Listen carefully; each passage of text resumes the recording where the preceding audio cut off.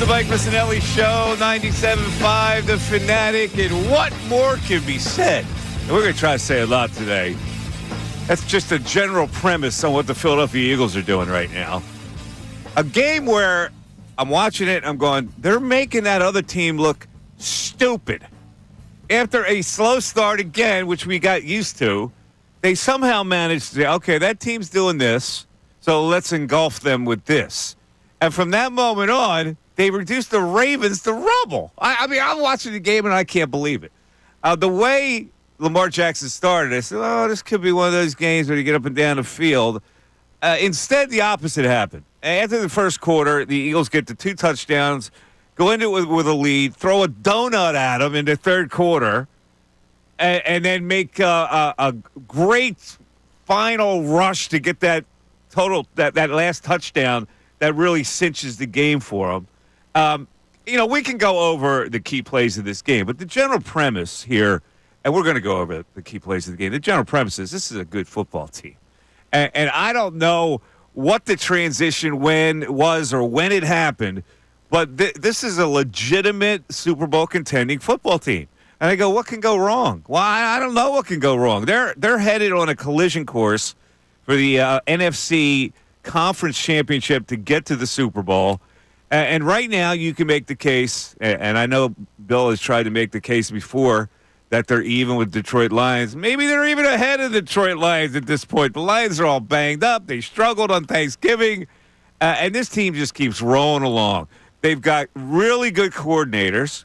And dare I say that the head coach has now created kind of an aura of stability. I don't know where it came from. He had a mental transition somewhere along the line where he became a football coach and not a goof, which is what I called him. So let me go. People are saying, do I hear Sirianni love today? Not only going to hear Sirianni love, but at the end of this show, I may be advocating for a contract extension for Nick Sirianni. Bill Colarulo's here. Ray Dunn is here. Bill, go ahead. Have at it. Welcome, Michael. Welcome. It's warm in here. I'm glad that you joined me in the pool about Nick Sirianni. But we'll get to Sirianni I'm going to join you in any pool. But yes, you will. We'll get to Sirianni love later. But there were so many things that impressed me with this Philadelphia Eagles win yesterday. Let's start with the defense. It was one thing for this defense to shut down Deshaun Watson and the Cleveland Browns, Daniel Jones and the New York Giants, Cooper Rush and the Dallas Cowboys.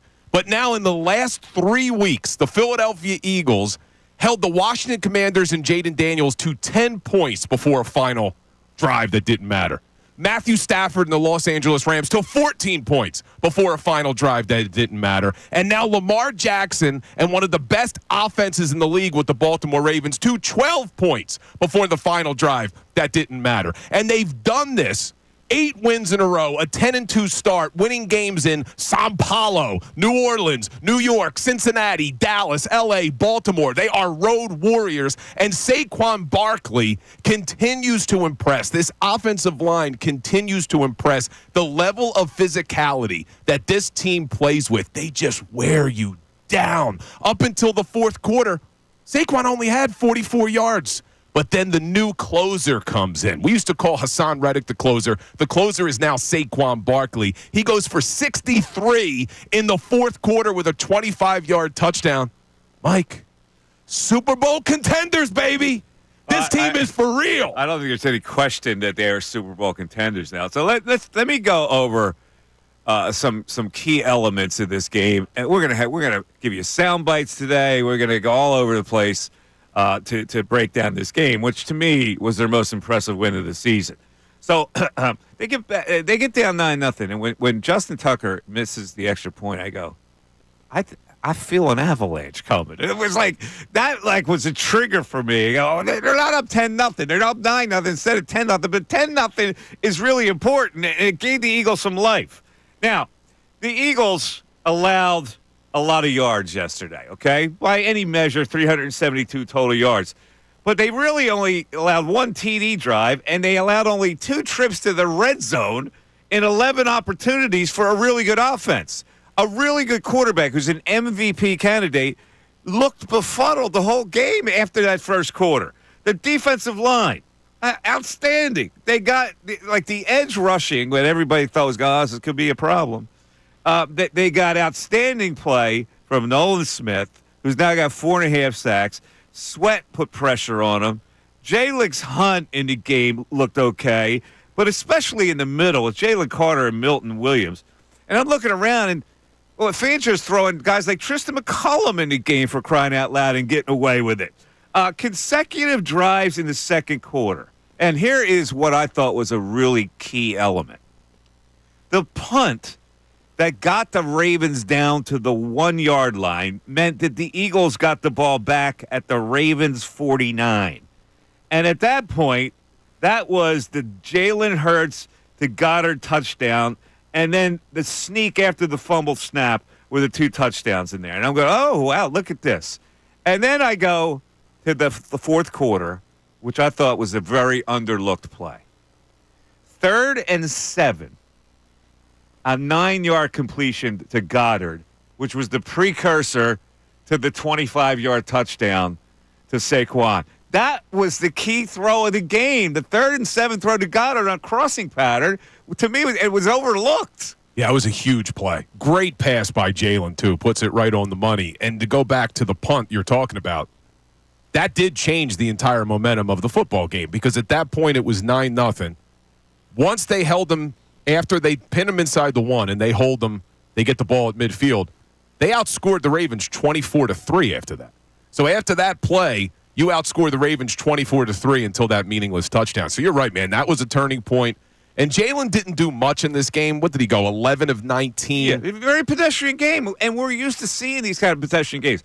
But a throw like that wipes out the glitter that you usually want to look for a quarterback. And these are the little things that are overlooked now with this transition of this offense, which is, here's what we are now. Like, we're not going to panic. We're not going to we were talking about, like, okay, the pass defense of the Ravens is so bad, they're going to change their stripes. They didn't change their stripes. They just work at it. And it looks like the defensive coordinator looks at what the other team does and go, okay, they're doing this, so let's do this. Yeah. No, it's exactly what they're doing. The minor adjustments that they make. Now, I was a little surprised that the Eagles didn't do more through the air against the Ravens, but I think a part of it was in the third quarter, they just never had the ball. In the third quarter, the Ravens had the ball for 12 minutes. The Eagles only had it for 3. The Eagles ran 6 plays the entire third quarter, so I don't think Jalen really could get into a rhythm throwing the ball, but you're right. When he was asked to do it, made some really big plays, and none bigger than that Dallas Goedert catch. On, what was it, 3rd and 8, you said? 3rd and 7? 3rd and 7. And it's an overlook play. I go, oh, my God, that's a great play. Now, that was the only 3rd down on that drive, but they had to make that. If he doesn't make that throw, which was a perfect throw, what happens to that game at that point? Like, that kept the drive going where Saquon could finish it. Yeah, you're right. I mean, it's big plays and big moments. And after the game, Sirianni was talking about Jalen being referred to as a game manager. He says, bull bleep. This guy wins football games. And how nice is it to see it? Sirianni and Jalen Hurts. It's like kumbaya. These guys love each other now. They're talking about each other glowingly in post-game press conferences. All is well in the city of Philadelphia right now. Yeah, well, there's a story that was written this week by Ian Rappaport, who's still got a red ass from being called out by Mike Mularkey. Yeah. But he went over that whole thing during the bye and what they did on Zoom, on the phone, in person. Spent hours each day breaking down the team, focusing on the offense, spotlighting leaders. Hey, you know what? That's a sign of a good coach. If you're going to do that and you're going to spend that much, and you realize there's a problem between you and the quarterback, let's solve it. Let's go face-to-face. Let's go Zoom. Let's call each other and say good morning. Whatever he tried to do or whatever he did has worked, and this team is now rolling. And I look at the rest of the schedule, and I go, okay, I guess the Steelers can beat them. The Steelers are playing really well right now. And you actually have a worry about this because maybe you don't see a loss for the rest of the regular season, which means what would they have to do to get to the Super Bowl? Yeah. You would look at the remaining schedule. The Eagles will probably be favored in every single game. Mm-hmm. If they win out, if they win every game this regular season, For them to win the Super Bowl, assuming that they're the 2 seed, they'd have to win 17 straight games because you got 8 straight now. There's 5 games left in the season, and then you'd have to win 4 playoff games.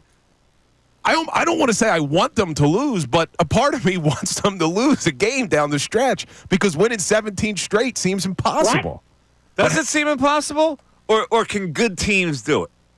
Well, look, you look at the Lions. They've won 10 in a row, so I guess they have a similar problem as well. Patriots won 17 in a row, didn't they? And then they lost the Super Bowl. Yeah, they did. That's the only I hear issue. you. All right, so we're going to talk about it. We'll have all kinds of sound bites for you. We'll have all kinds of Sirianni worship. But right now, Eagle fans, you got to be feeling really comfortable. You're sitting on a pillow. No matter where you are, you got a cushion because the Philadelphia Eagles are a Super Bowl contender. And that kind of hope makes your job seem less menial. It makes your family seem less like a pain in the ass. It does all that stuff, right? You got the buffer of an Eagle type of Super Bowl team. 610-632-0975 is how you get in, either by phone call, and we'd love to talk to the people today, or you want to send us a text at that number. You can do that as well. It is the Mike Missanelli Show, the 10 o'clock hour, brought to you by Window Nation. Take advantage of Window Nation's 50% off sale on all style windows, plus make no down payment with no payments and no interest. For 12 full months, call 866-90-NATION or visit windownation.com. Mike Missanelli Show continues on 97.5 The Fanatic.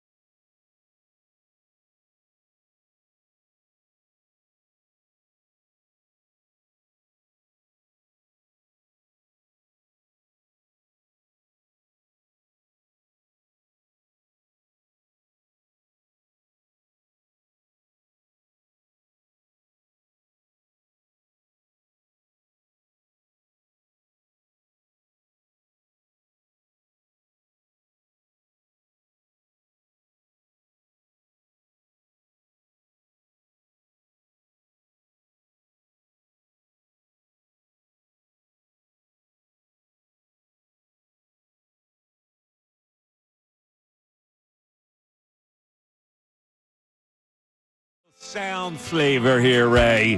Just get the people to reminisce about the broadcast yesterday. So let's start out, which was the first touchdown that the Eagles are down 9-0, Ray. And here we go in the second quarter. Hurts to Goddard, which breaks the seal for the Eagles.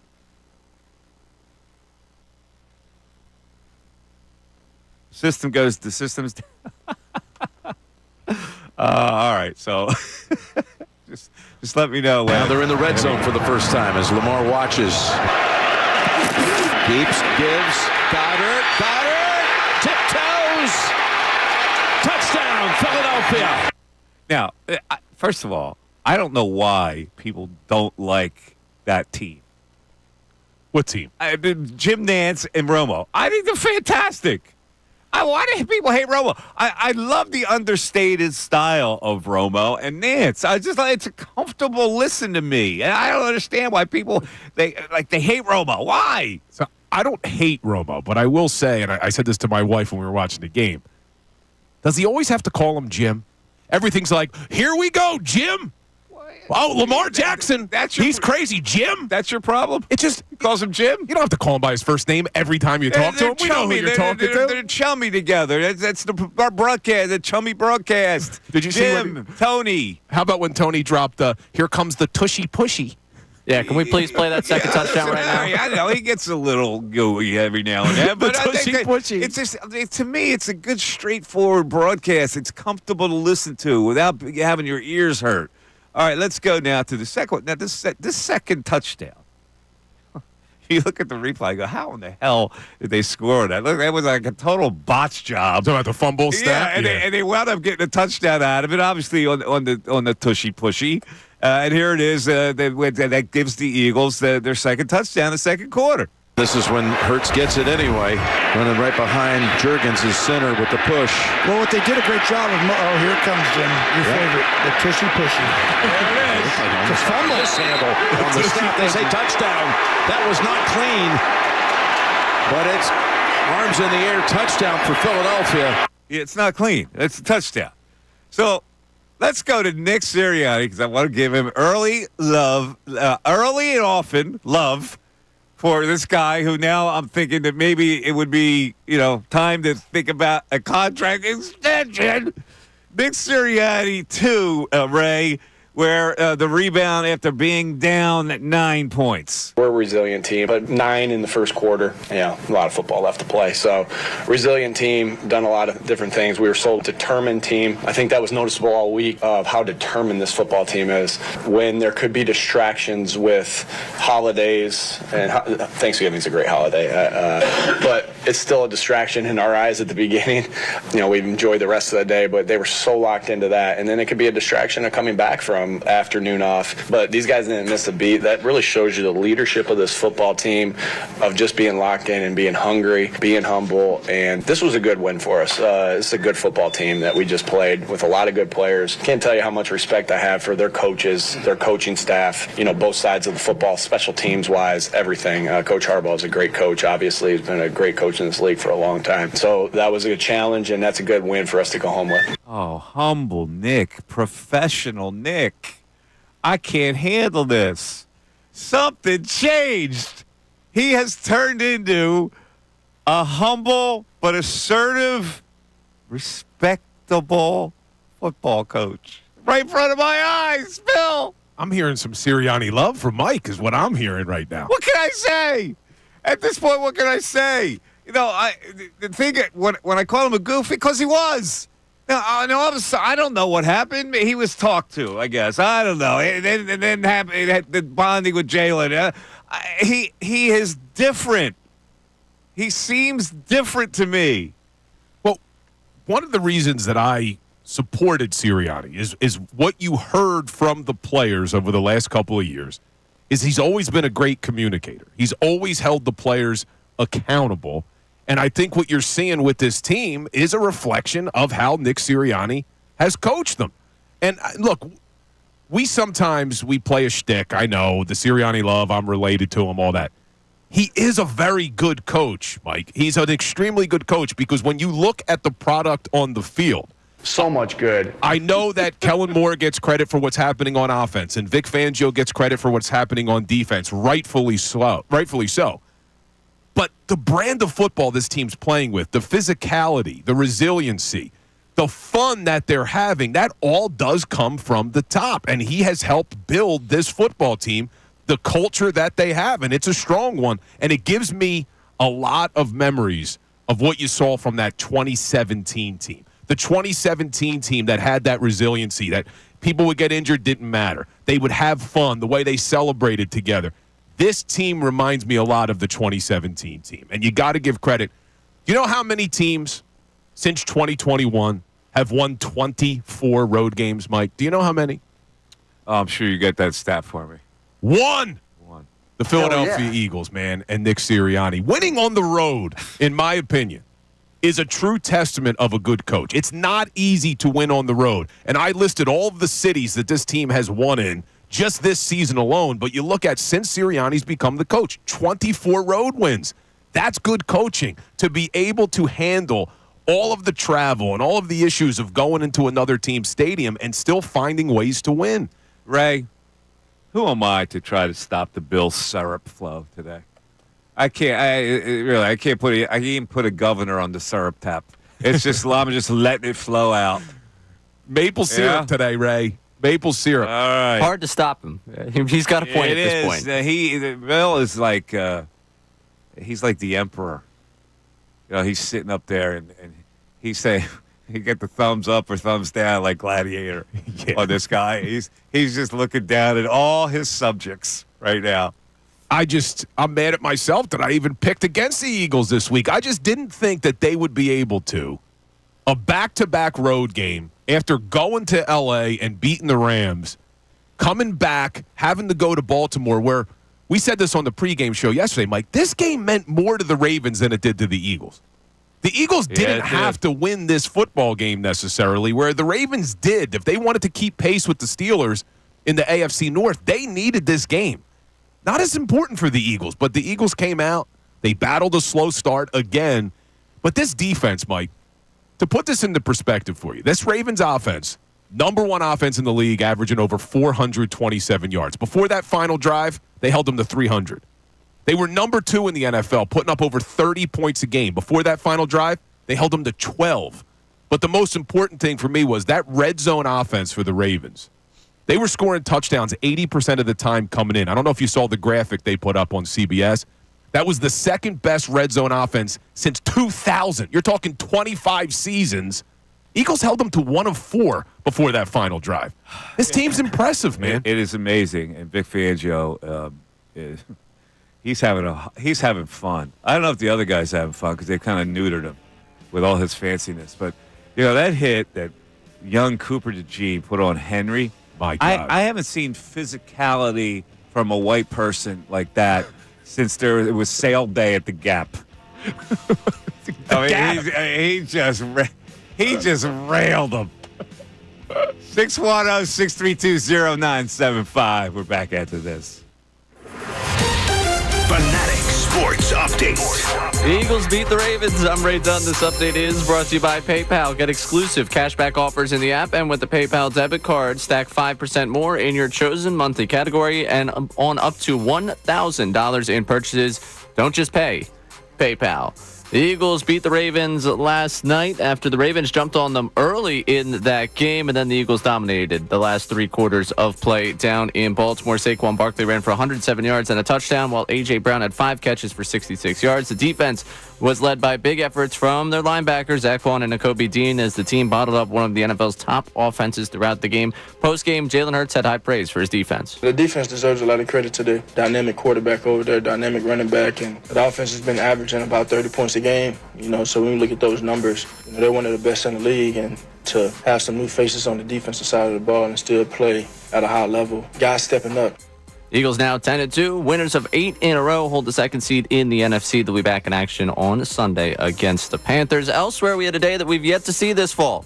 The 76ers and the Flyers won on the same day. That happened on Saturday. 76ers back in action Tuesday against the Hornets at 7 o'clock on the road in Charlotte. I'm Ray Dunn, the home of the 76ers and the Flyers. 97.5 The Fanatic and 97.5thefanatic.com.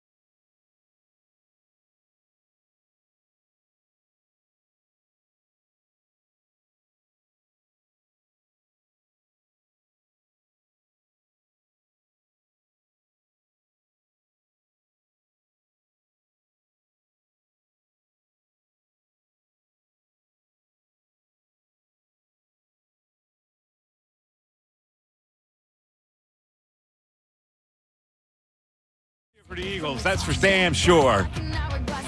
Man, they're rolling. It's just like, I'm watching the game yesterday. I go, this Ravens team is pretty good. And then I go, well, okay, now it's their fifth loss. So are they really good? But I'm looking at the quarterback really looked befuddled the whole game. Not to the point where he wouldn't even run. Like he had lanes that were open and he didn't know whether to run. Normally he doesn't have any problem making those kind of decisions to run. And you got to remember, Mike, they did this without Darius Slay. They did it without Brandon Graham. Offensively, they did it without Devontae Smith.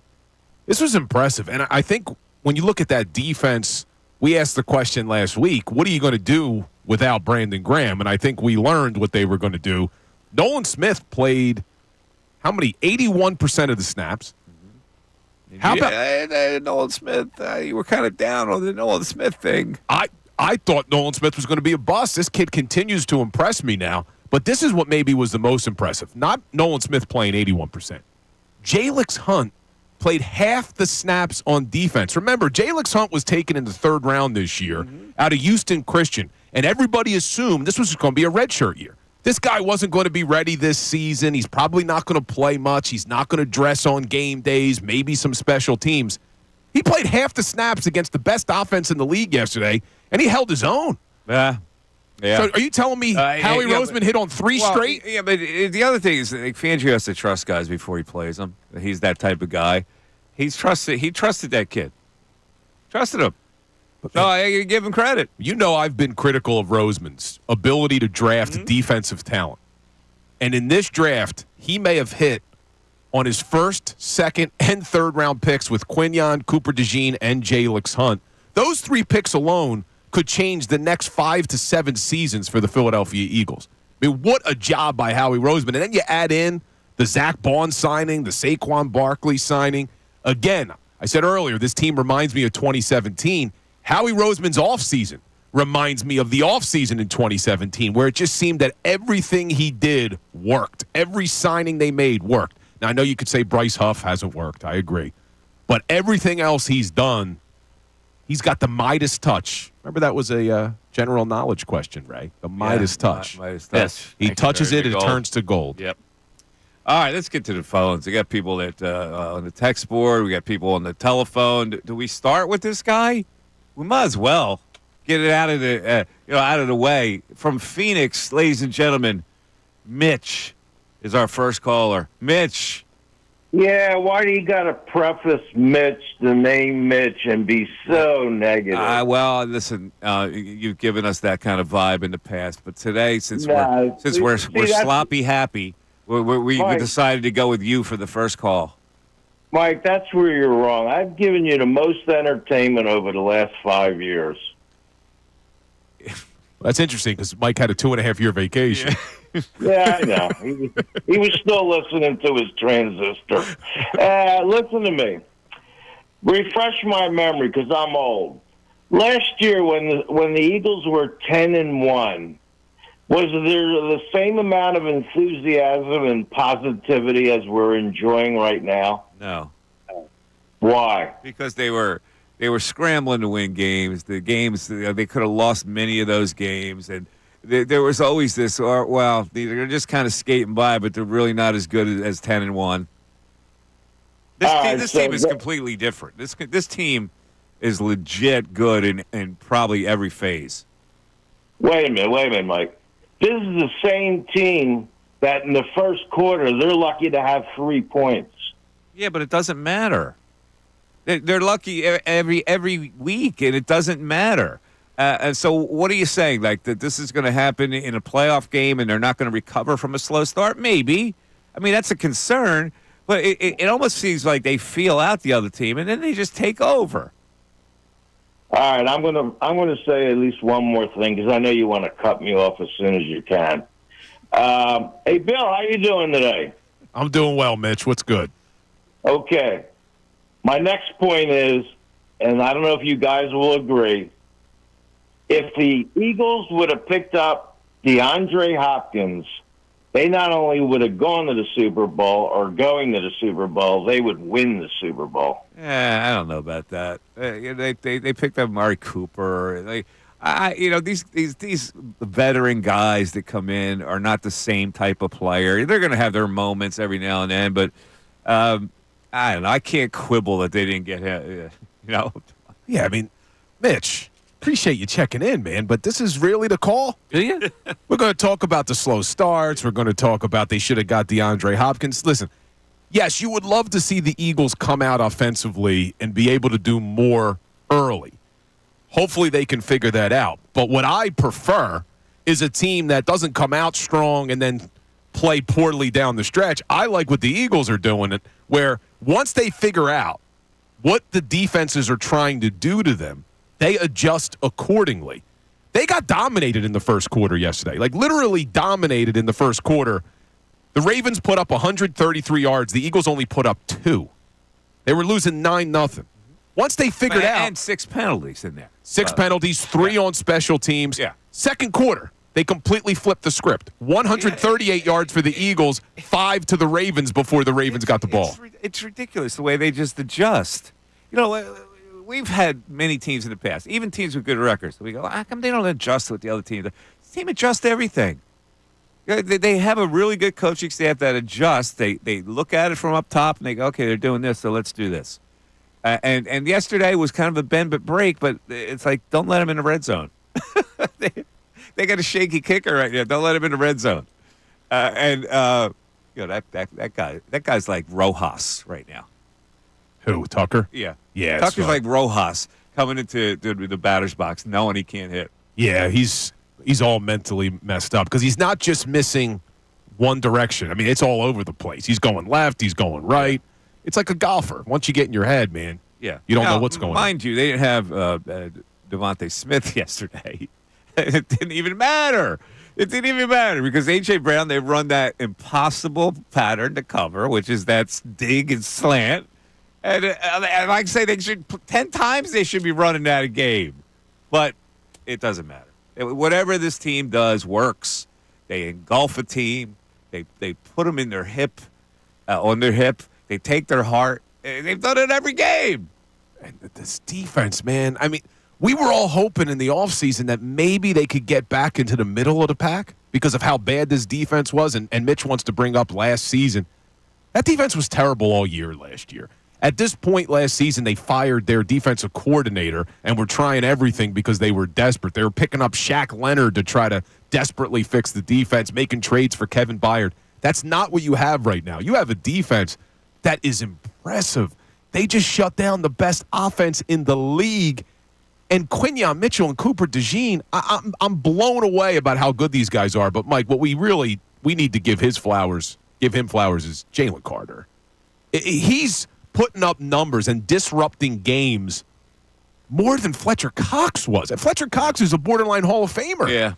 Yeah, he's been a beast. And he got held on almost every play, by the way, even though they didn't call one. Not going to complain about the ref. Complain about officials?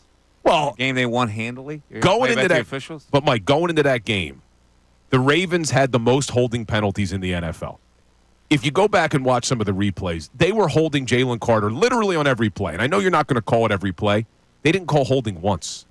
That last long run by Lamar Jackson, if you watch that, somebody literally grabs Milton Williams' jersey to the point where it's stretched because Williams gets through him. They don't call a holding penalty. It's like, come on.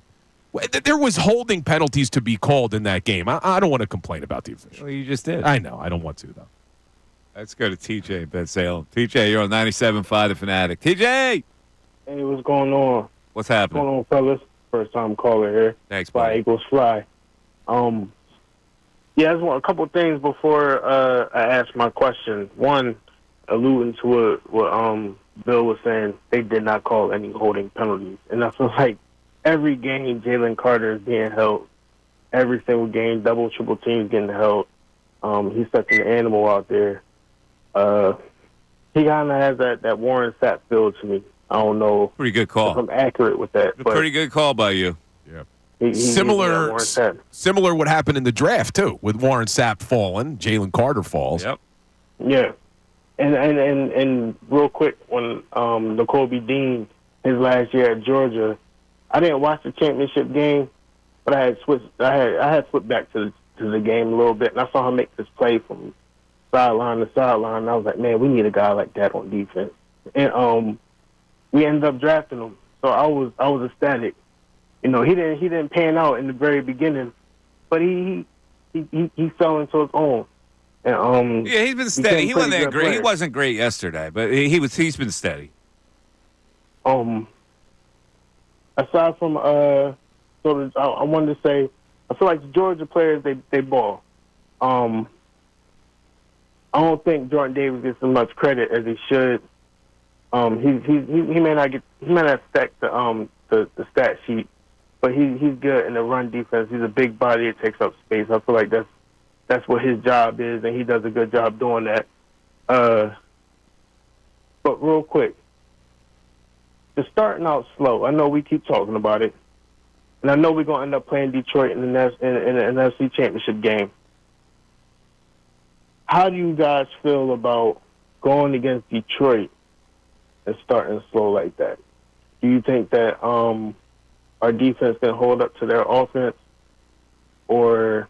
I gotta be honest with you. I'm not fretting anything right now. I don't even fret slow starts because it almost looks like the slow start somehow energizes them to adjust to what the other team's doing, and then they shut them down. So is Detroit going to get up like 20-0 in the first quarter? Slow starts, and then will that take the Eagles because they're primarily a running team? Will that mess them up? Sure, that would mess them up, but I can't see a team getting out to that kind of a lead. I see them getting up to a 10-0 lead. Teams can get out 10-0 against the Eagles, and then it just turns. Now, Detroit's the best team they're going to face, obviously, so we'll see. It's not ideal that they come out to these slow starts, but I made fun of Bryce Harper for something he said when the Phillies were in season, saying Rocky would be proud. But now I'm going to make a Rocky reference. They're Rocky, man. They're like Rocky from Rocky 3. You ain't so bad. You ain't so bad. They take the punches. They figure out what the strategy is for the opponent.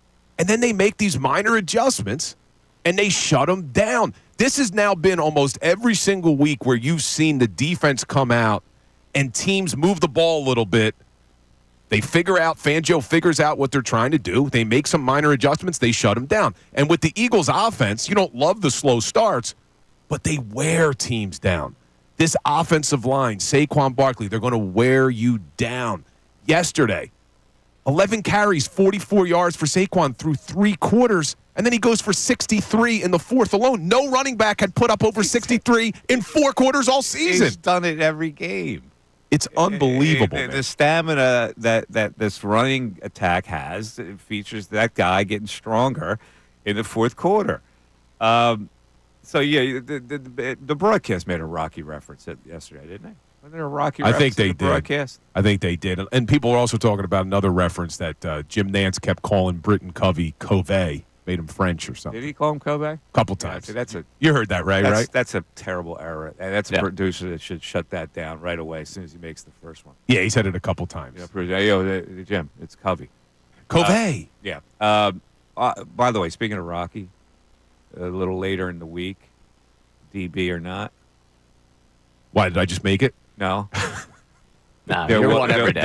There'll be a Rocky slant to DB or not on Thursday. I'm looking forward to it.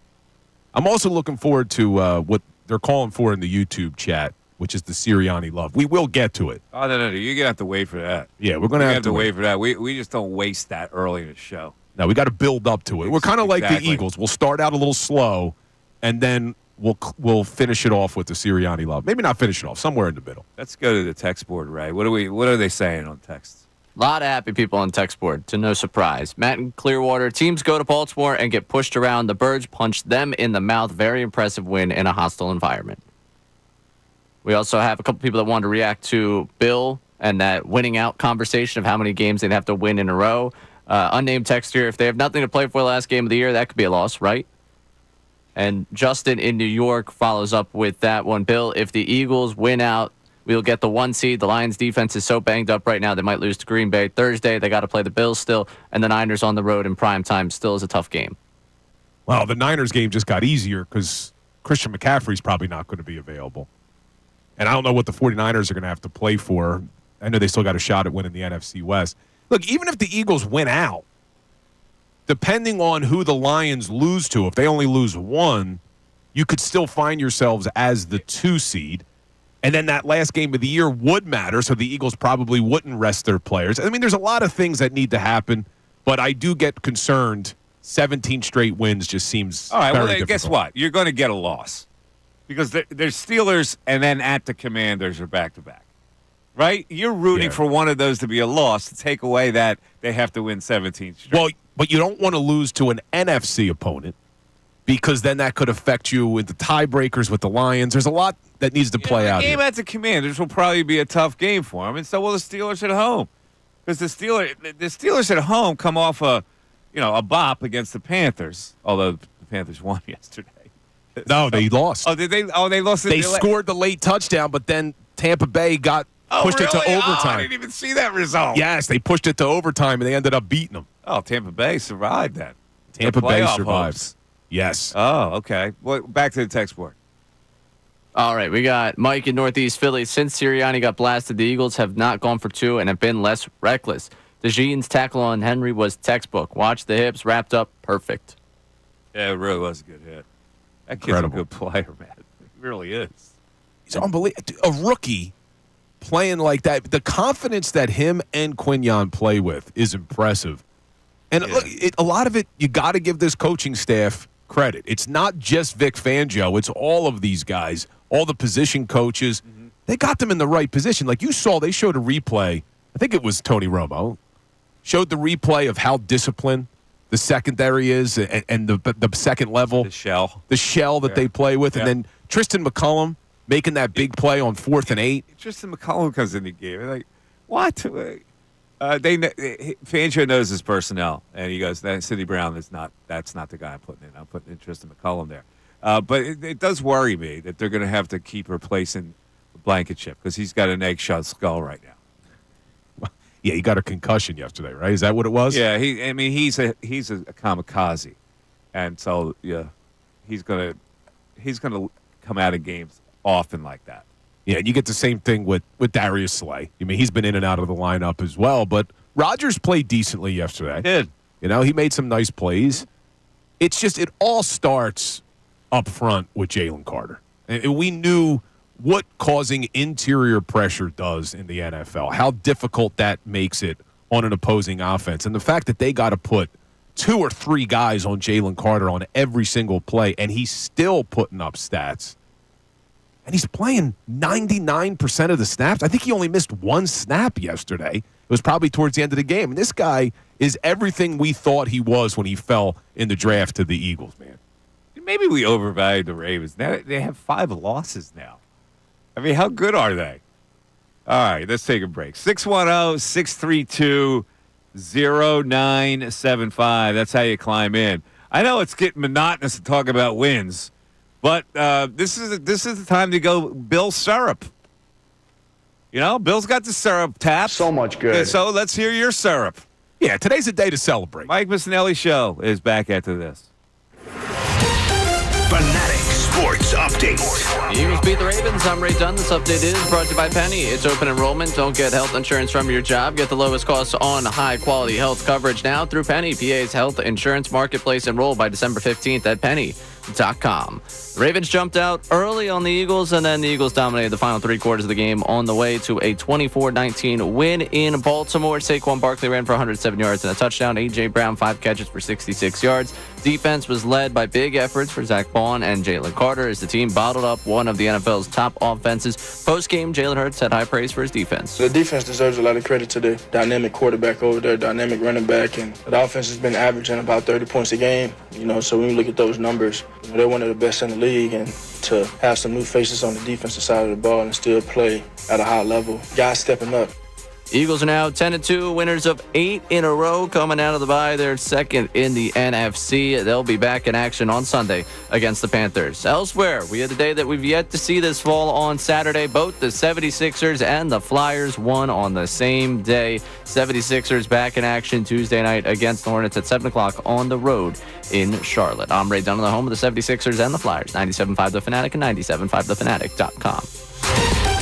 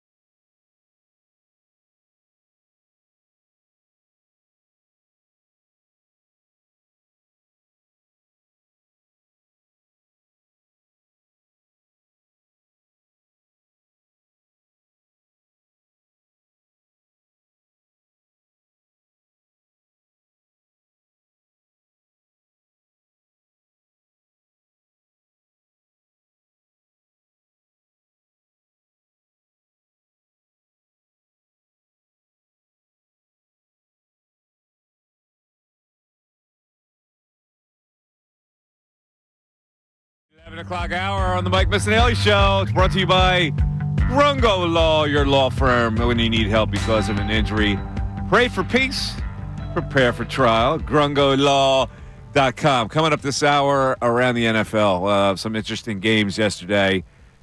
Really interesting games in college football, which we know Bill did not watch. A lot of flag planning, and maybe we'll talk about that in a little bit because let me just make a blanket statement. When you try to plant a flag on the other team's field, you should get your ass kicked. All right? And I know it sounds like you're a poor loser, but come on, man. You got to protect the sanctity of turf. We'll get into that a little bit later. But right now, I want to know how many people would be on board with a contract extension for their favorite head coach, Nick Sirianni. Because here's what's going to happen, folks. Nick Sirianni's represented by probably high-profile agents, just like players.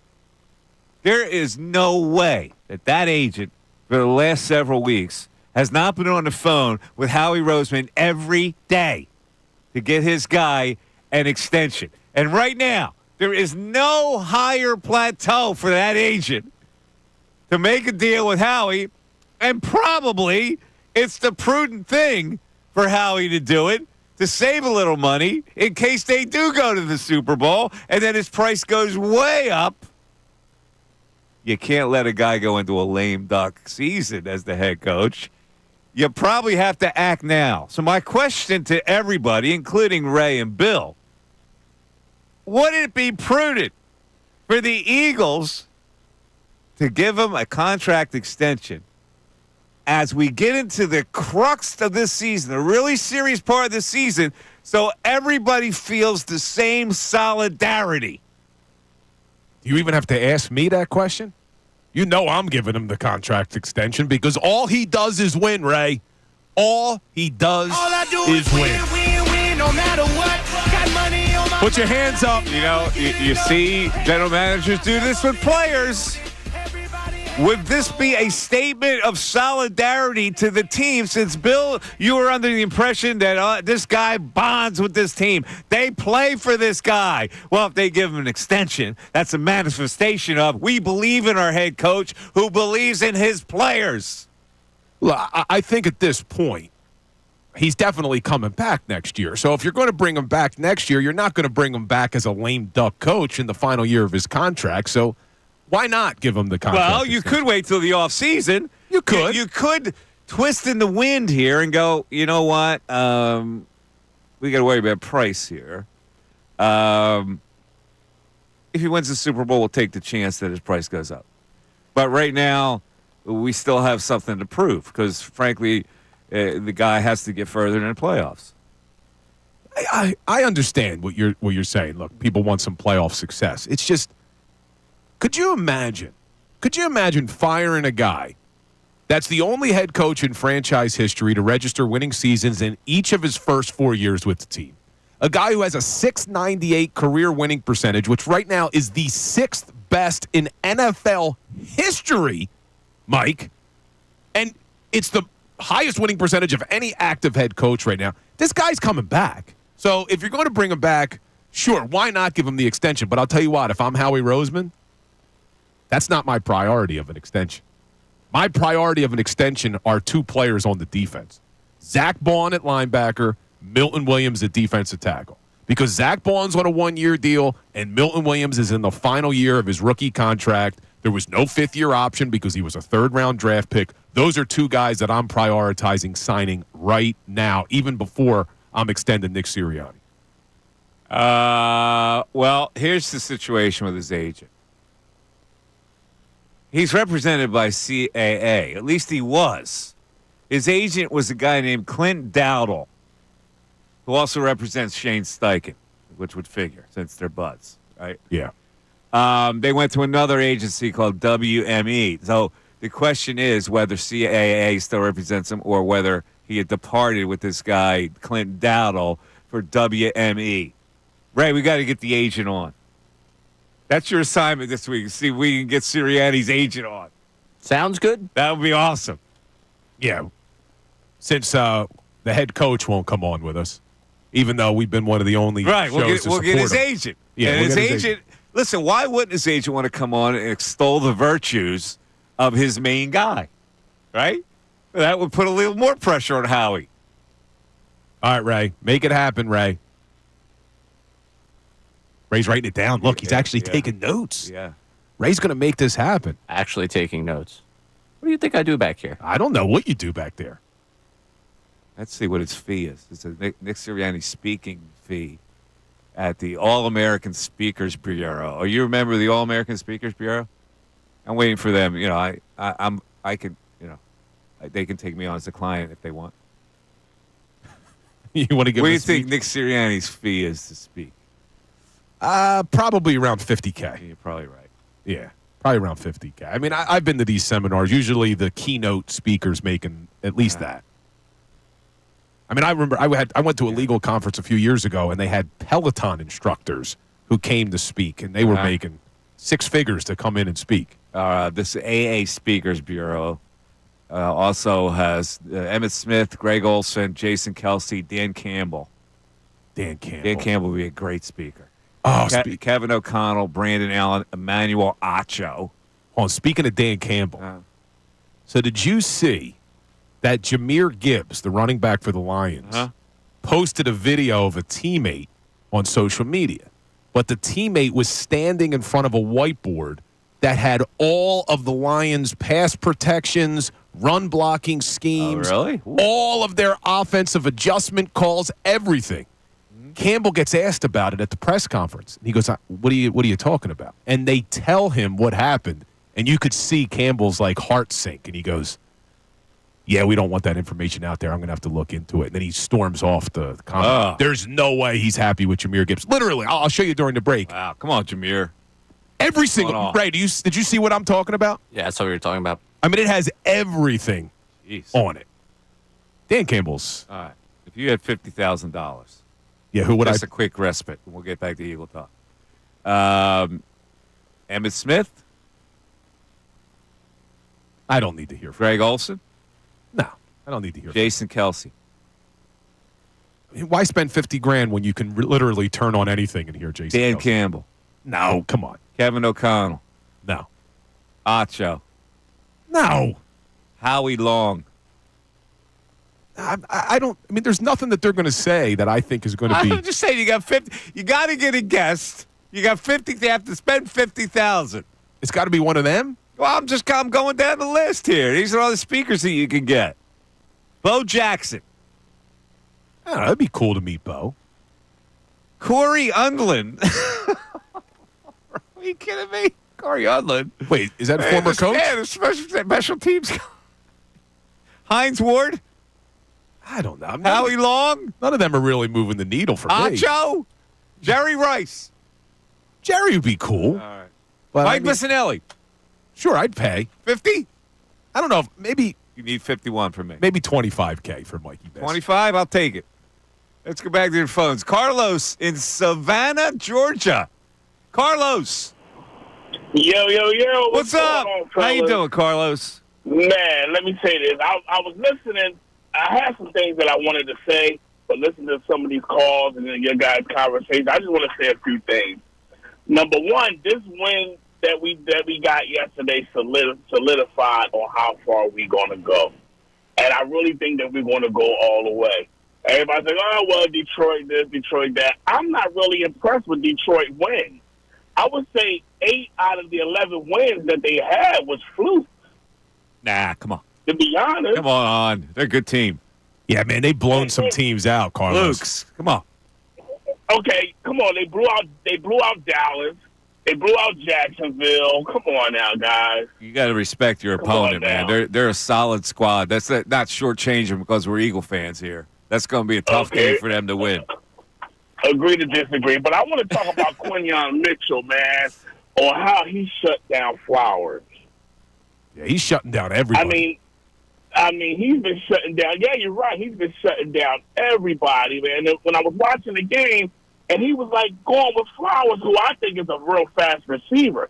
He was going at him with, like, stride for stride, and it seemed like almost effortlessly. Yeah, And Flowers another made the catch early. Again, it was a slot. It was Cooper DeJean that he made that catch on the first completion, wasn't it? And talk about Coop.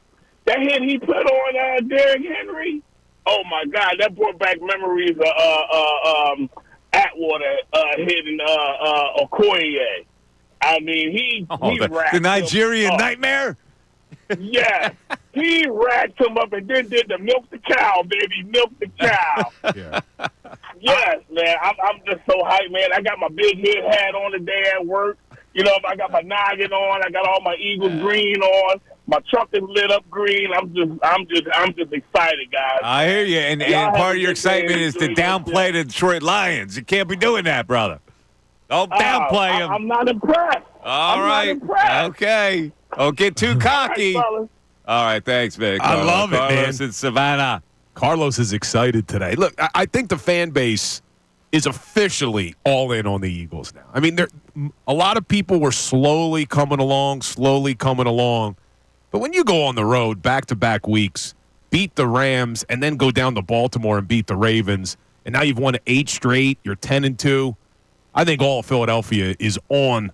I don't want to even say the bandwagon because that kind of has a negative connotation, but everybody's all in on this team. Now, he talked about Cooper DeJean, the big tackle on Derrick Henry, and he said he was milking the cow. I don't think he was milking the cow. That celebration that he did, he got asked a couple of times post-game what it meant, and he kind of gave a smirk and then said it's a team celebration. So there's some sort of inside celebration that I don't know what that is. Ray, did you have any idea what he was doing? Nope. Cooper DeJean? No clue. You did this thing? Yeah, he did where he was doing this. Yeah, down. I don't know what it was. I don't know what that is either. It's probably an inside thing. The Phillies had that with the balls thing for a while until we all figured it out. Yeah, the ball juggle. Yeah. That was a good one. And then they have little kids doing it. And then they stopped doing it. Yeah, so who knows what they're that doing. pass Zay Flowers caught was actually Isaiah Rogers was the cover guy there. But that was key. That first drive, they got to the 13-yard line. That was the one of the 2 times they got to the red zone, and they held them to a field goal there. To me, that was the most impressive thing that the defense did, was holding them to 1 of 4 in the red zone before that final drive. Because this red zone offense, by far, the best red zone offense in the NFL. I mean, 80% is crazy, and they held them to 1 for 4, man. Let's go to Ish in Levittown. Ish, no, you hang in there, Ish. We're going to save you. We're going to tease you because we got a break, and we want everybody to anticipate a great phone call from Ish coming up after this. Yesterday, the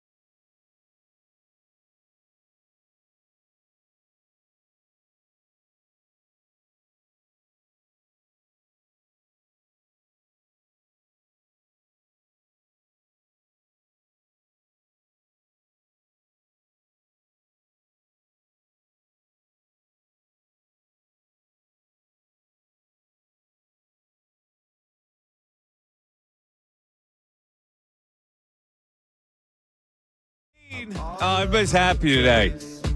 Playing happy music, bouncy music. The Eagles seem to be unstoppable. You know, I can't imagine. Like, all these phony teams in the NFC that think they have a shot. There's only two teams that have a shot. I mean, let's face it. The requisite strength of the Green Bay Packers, the Minnesota Vikings, the teams like that are hanging in there. And the Vikings have a pretty good record, but you look at the Vikings and you look at the Eagles and you look at the Lions, and the Vikings aren't even in the category. You don't put the Vikings there? No, I know they've won 5 straight, the whole bit. But this is an Eagle-Lions coming down. And then you look at the Lions, they're all banged up. They got banged. How many players did they lose that Thanksgiving game? I know they lost another linebacker. They still have the other linebacker out for a few weeks. They were missing like 6 players in that game. They still survived it. I don't look at the final score because they kind of survived that game on Thanksgiving. They're good, and the Eagles are good. And I'm not so sure that the Eagles aren't better at this point. That game yesterday really had an impression on me. They just bottled that team up. But it's the Eagles' defense. I mean, as good as the Lions' offense has been, and Ben Johnson's a great coordinator. This is probably his last year as a coordinator. He's going to be a head coach next year. I give the advantage to this Eagles' defense with Vic Fangio calling the shots and how good this team is playing, and Jalen Carter in the middle of the defense wreaking havoc, and you have a secondary as good as they look right now with these young players. They have confident young players. Like, it's one thing to play young players. It's another thing to play confident young players. Those guys are confident. Cooper DeJean and Mitchell are confident players. Jalen Carter has turned into a monster confident player. The guys that maybe Nolan Smith has gotten a level of confidence. They're not missing a beat because they're young. No, they're not. And it's amazing how this defense seemingly overnight became young and talented. And that's a credit to Howie Roseman for what he's done. But Nolan Smith has to step up with Brandon Graham being out. He can't just be a good player. He has to be almost a great player coming off the edge. And he played really well yesterday. It was a nice step forward for Nolan Smith, because if this team does have Super Bowl aspirations, you have to see Nolan Smith be really a game changer at that edge rusher position. And yesterday was a nice step forward for him. And he continues to impress me. I will admit, I kind of ruled him out. When I saw him in the preseason, I thought, you know what, this guy's going to be a bust. He's very far from a bust. I'm impressed with Nolan Smith. 610-632-0975. Here he is, ladies and gentlemen.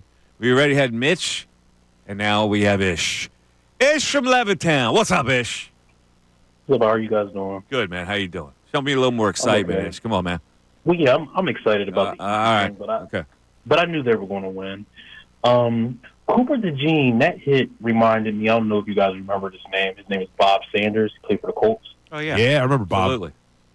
Yeah, he reminds me a little bit of Bob Sanders. And I think how we picked that was a great draft pick for him. The Eagles and the Lions, I feel like the Eagles have an advantage over the Lions for right now.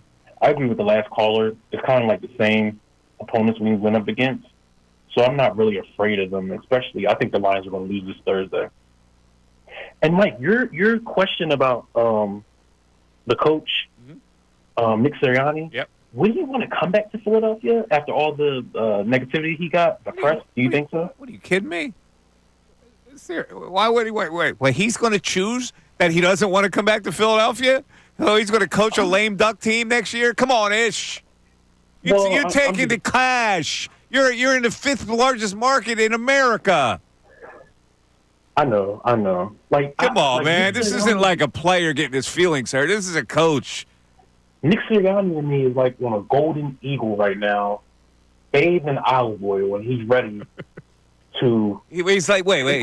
He's like what? He's like a golden eagle bathed in olive oil? No. Nick Sirianni is on a golden eagle, bathed in olive oil, ready to take over this team. That's what he's golden. What I'm saying, he's golden right now. He's shining right now. And I don't know if he would want to come back to Philadelphia after everything that he's been through. What do you think, Bill? What do you mean, what he's been through? What did they do? They tie him up and drag him from a car? What has he been through? He's the coach has gotten criticism. He lost 6 or 7 games last year. Mike, he cut his hair off, and he was. I don't know. I just Come feel like on, stop he had- it. Coaches get criticized all the time, what he's been through. I understand what Ish is saying. Now, Ish, stop it. Ish, I wouldn't go as far as saying he would not want to be the head coach of the Philadelphia Eagles, but I understand what Ish is saying. I'm not saying he doesn't want to, but he has options now. I don't have to sign a contract extension after.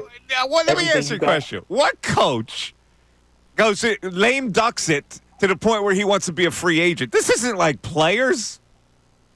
I know, but no, he's going to take the bag. Come on, Ish.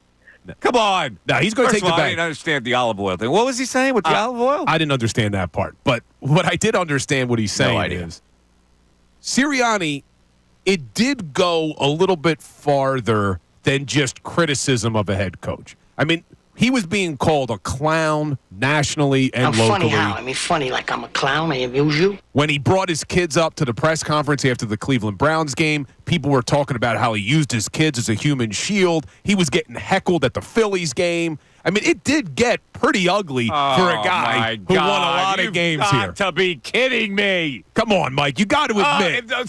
I hate this town? Guess what? I said I'm not going that far with it. Well, he had no responsibility in the reaction that we had to him? Yeah, but I think that it went a little bit over the top. Stop it, over the top. The criticism went over the top. At one point, they lost 6 of the last 7 the year before, and he's doing goofy stuff, like yelling at the fans and talking about Mount Union and his brothers. And bringing his kid up to the press conference and deflect. What, are you kidding me? I'm saying that I understood Ish's point. Oh, all right? There's no understanding of Ish's point. Listen, the guy, Nick Sirianni, I think they were 2-2 at the time, goes to a Phillies playoff game, and he's being heckled by fans when he's with his family. Name of the game. Well, at least everybody's on board now. Heckled by his family. With Nick Sirianni. What did they do? Throw snowballs at him? Water balloons? They were dissatisfied with the performance. Oh, he's going to have what? He's going to have the red ass? I'm not coming back to this town. This is about town. No, and is he going to pull an Alec Boehm? I don't agree with Ish that he would do that. What you I'm just saying said is, Ish made a good point. I'm saying that Ish made a point that Sirianni did take a lot more criticism than normally just a head coach would get. Right, help me out. No, it's okay. I'm cutting this audio to send to Sirianni's agent to encourage him to come on. I can't stand it. And along comes Johnny Fontaine with his olive oil voice and his guinea charm. That makes me look ridiculous. Don't worry. If you think we're pouring syrup now, just wait, because Sirianni Love's coming up in a little bit. Oh, my God. You're on my bad side now. I was all happy. And now, like, he's the abused foster child in Philadelphia. Mike, he was being called a clown on every single station in the country. He deserved it. 610-632-0975. Mike Missanelli Show continues with Around the NFL coming up. Fanatic Sports Update. Eagles beat the Ravens. I'm Ray Dunn. This update is brought to you by Bare Knuckle Fighting Championship. And if Bill keeps saying that Sirianni was unfairly criticized, maybe we'll get Bare Knuckles inside of that studio. Bare Knuckle Fighting Championship coming up January 25th, the biggest fighting event to ever hit Philadelphia. Knuckle Mania 5 from Bare Knuckle Fighting Championship Saturday, January 25th at Wells Fargo Center. The Ravens jumped ahead early on the Birds, and then the Eagles dominated the final 3 quarters of the game on Sunday on the way to a 24-19 win over the Ravens. Saquon Barkley ran for 107 yards and a touchdown, while A.J. Brown had 5 catches for 66 yards. The defense was led by big efforts from Zach Bond and Jalen Carter. The team balled up one of the NFL's top offenses. Post-game, Jalen Hurts had high praise for his defense. The defense deserves a lot of credit to the dynamic quarterback over there, dynamic running back, and the offense has been averaging about 30 points a game. So when you look at those numbers, they're one of the best in the league, and to have some new faces on the defensive side of the ball and still play at a high level, guys stepping up. This group is playing at a high level right now. 10-2. Winners of 8 in a row will hold the second seed in the NFC. They'll be back in action on Sunday against the Panthers. Elsewhere, we had a day that we have yet to see this fall when both the 76ers and Flyers won on Saturday. We hadn't had that yet. They achieved that on Saturday. Now the Sixers back in action Tuesday against the Hornets at 7 o'clock on the road in Charlotte. I'm Ray Dunn, the home of the 76ers and the Flyers. 97.5 The Fanatic and 97.5thefanatic.com.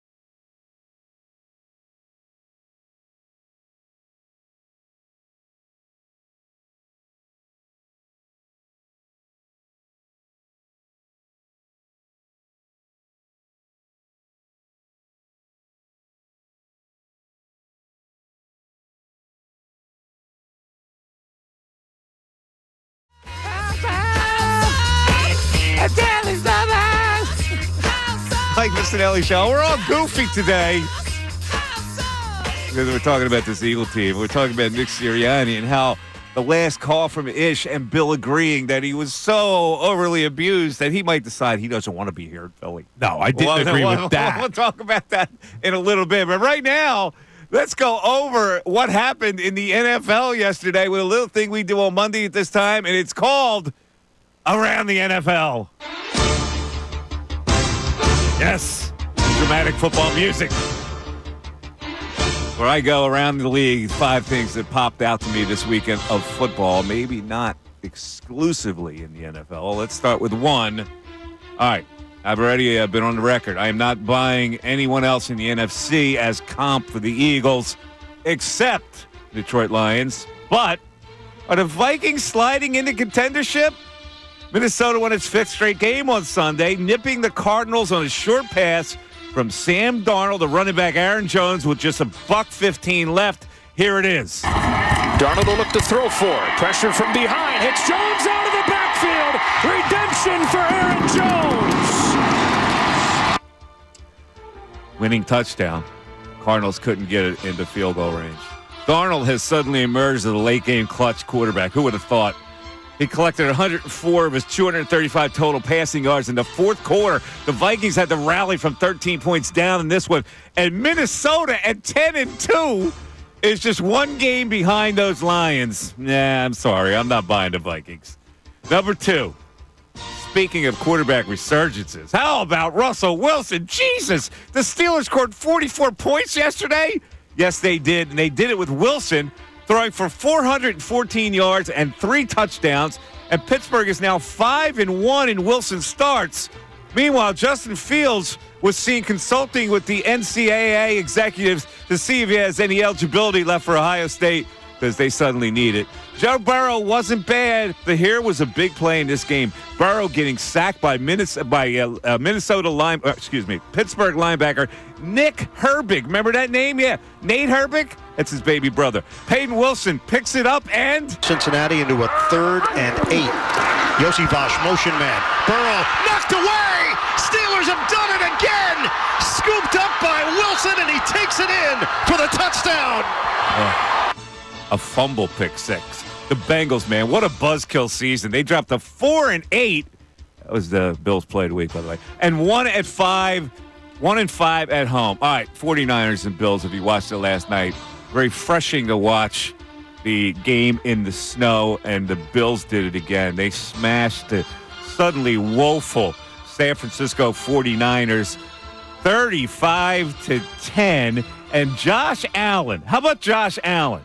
My man gets engaged earlier in the week to Haley Steinfeld. You know who she is? She was the child actor in the movie True Grit, and she won an Oscar. All of a sudden, she's a grown-up woman, and she's now the fiance of Josh Allen. Bone-chilling temperatures in the snow. Mac Hollins got a touchdown in this game, but the big play was with Amari Cooper corralling a short pass with a one-handed catch. And as he was in the midst of being wrapped up by Niners defenders, he pitches the ball back to Allen. Here's what happened. Shakir completed. This is behind Cooper, who brought it in. Pitched it back to Allen, who's going to go to the goal line and get in! No! Spectacular touchdown! Oh, my God. How about him bagging a fiance and a win in the same week? The Buffalo Bills are pretty good, man. And afterwards, they were so giddy that McDermott is getting interviewed on ESPN and overcomes Allen, and they both decide to do snow angels. McDermott doing a snow angel. Oh, they're loose. All right, number 4. All right, why am I even doing this game? Both the Colts and the Patriots stink, but there was an exciting finish in this game, and the Colts still have a chance to make the playoffs, I guess. So it was Anthony Richardson, the hero at the end. The Colts win 25-24. Richardson threw a 3-yard touchdown pass with 12 seconds left to Alec Pierce. They're down by a point. Normally in the NFL, you kick the extra point, you go into overtime. But head coach Shane Steichen decides to go for 2 to win the game. And here's what happened. Chance right here, going for 2 in the lead. Richardson pulls it back. Richardson bangs it in.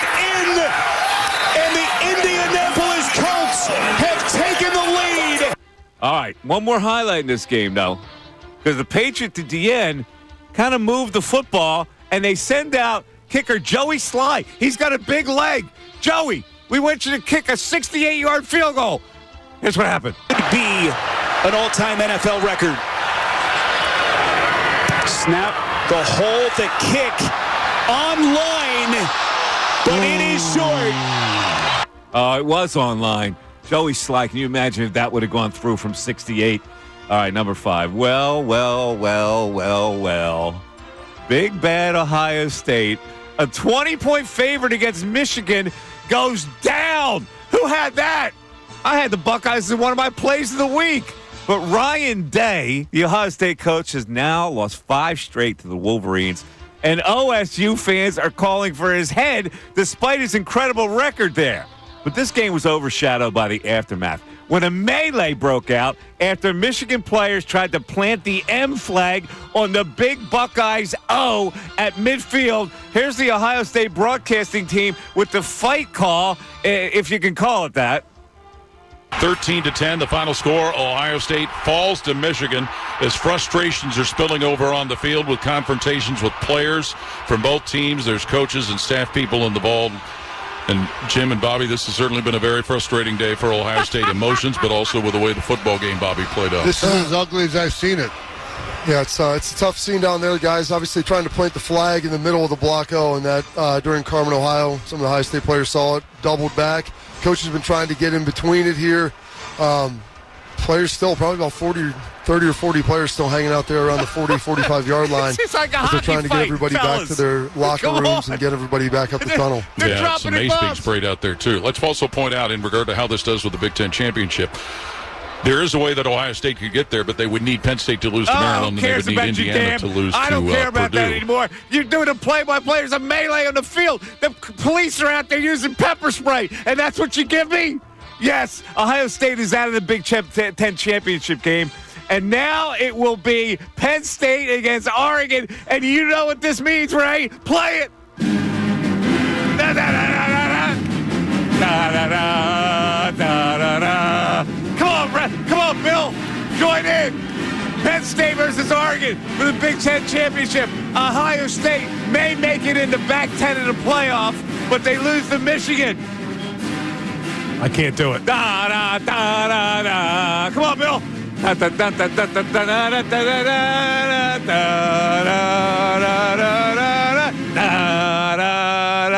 da. All right. That's around the NFL. Listen, Penn State's not going to beat Oregon, okay? But it doesn't matter. They're going to play. Ohio State limps out of the Big Ten championship. Well, Mike, they beat them. They beat Penn State. Yeah, but guess what? They couldn't take care of business. And guess who's getting the higher seed in the college football playoffs? Who? Stop with your who. Well, you said something before the break, though. So the Michigan-Ohio State game. Uh-huh. Michigan tries to plant the flag. Yeah, can't do it. And it turns out ugly. Yeah, you get your ass kicked when you try to do something like that. Yeah, but you can't plant a flag. You can celebrate.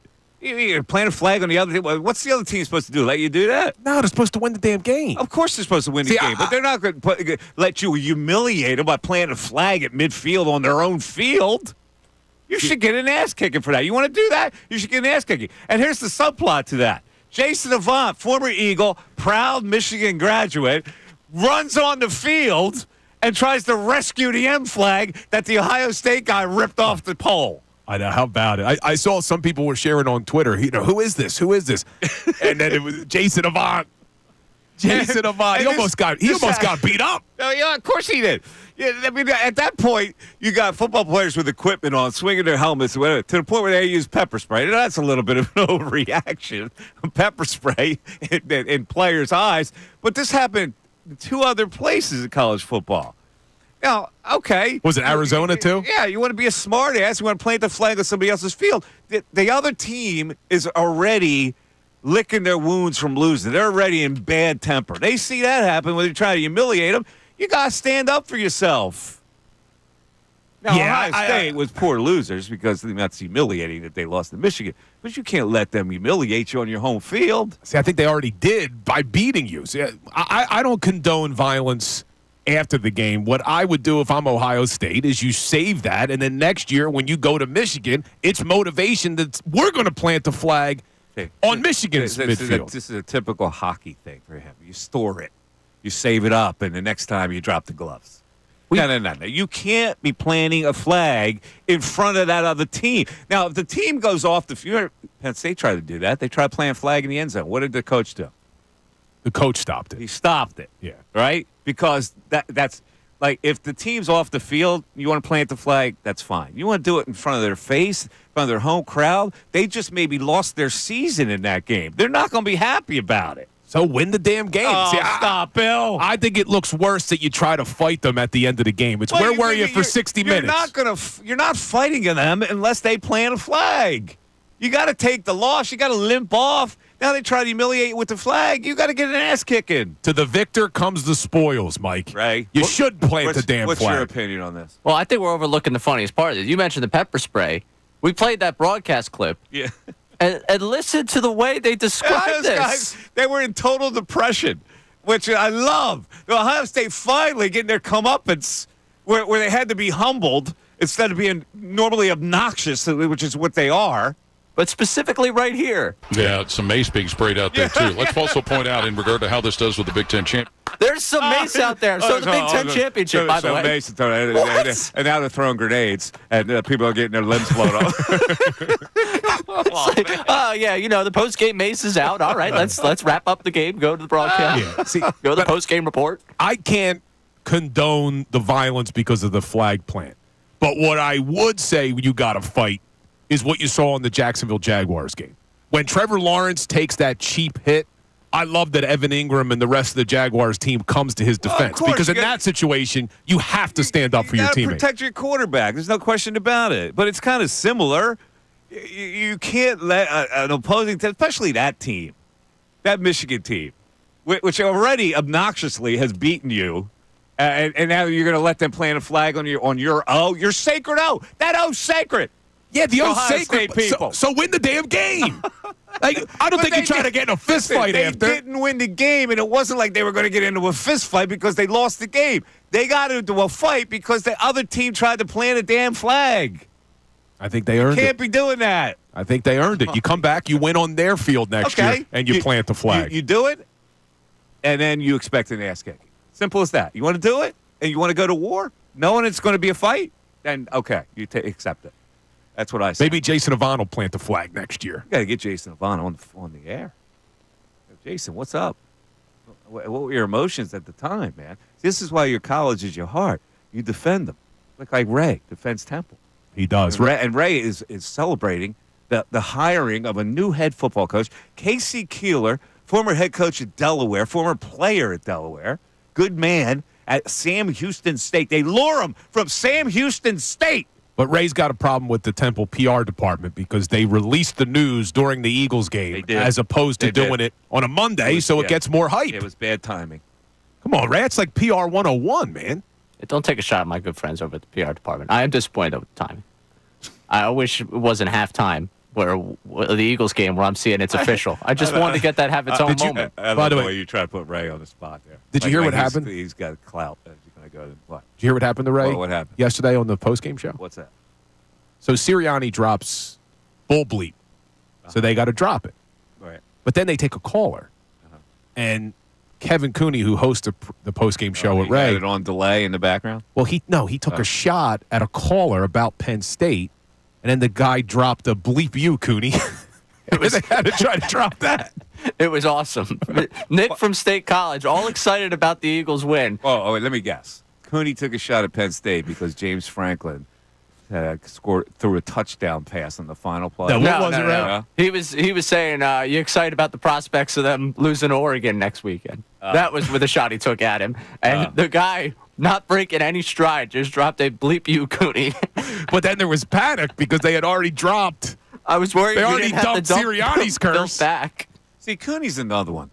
And I had this argument on Twitter. Cooney's the Notre Dame guy because his name's Cooney. Yeah, it didn't go right? to Notre Dame. Like it's a team that has no association with Notre Dame, but because of the ethnic connection somehow, the Irish connection, he rides with Notre Dame and defends them at all. Cooney, you have no connection. No connection to Notre Dame, okay? Don't there's a lot start of people defending them like they're your child. I think I had a couple. And taking shots at Penn State while you're at it. I had college football teammates who clearly weren't playing at Notre Dame because we're at Gettysburg and they got the Fighting Irish tattoo on them. Like, what's going on? Yeah. You want the Gettysburg G tattooed on them? No, I want the bullet. They were the bullets. Well, let me ask you about the situation. I know we're going all over the place. Franklin throws the touchdown pass with his backup quarterback in his third and fourth string. I would hold on to this idea for a segment coming up. Okay. Ray's got it in minutes. Ray's got it in the news at noon. Oh, okay. It's in the news at noon. All right, we'll get into that in a second. Let's go to Jay in Delaware. Jay, you're on 97.5 The Fanatic. Hey, Jay, how you doing? What's up, Hey, how Jay? you doing? Thanks for taking the call.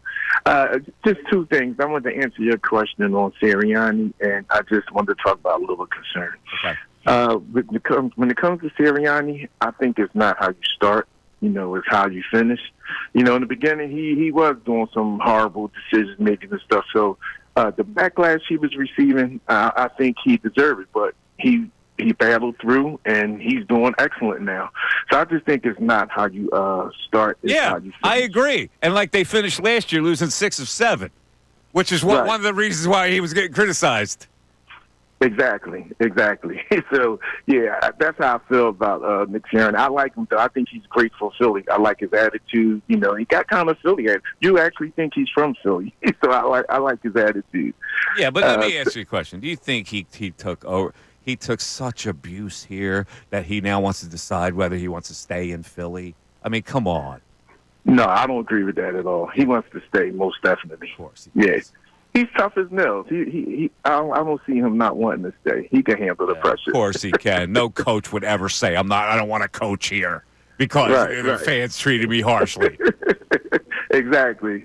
But my other point I wanted to say was my only concern is that I wish we fixed this problem about, how we starting off. The other caller said something that made kind of sense. I don't want to start off like that against Detroit with a high-power offense. And, if Baltimore can score 10, Detroit can definitely score 17. And I don't want to start off with a 10-17. Yeah, that's legit. That's totally legit. Again, this depending where the game is important. Like at home, they'll have a little more momentum to do that against the Eagles. That's true. Even though the Eagles are good on the road. That's true. Man, thanks for taking my call. I love where we're going right now. Have a good one. You got it, Jay. There we go. Awesome. Yeah, the slow starts maybe will be an issue in the postseason, but it's just we've seen the way this team finishes football games. They get stronger as the game goes on both sides of the football. And when you play with that level of physicality, maybe I should be more concerned about the slow starts, but I'm not. They made a good team look stupid yesterday. They really did. And there's no denying it. All right, 610-632-0975 is how you get in. Text board, also phone calls. We're taking a lot of phone calls today. We'd love to hear what you have to say. And also coming up is the news at noon. We're back after this. Fanatic Sports Update.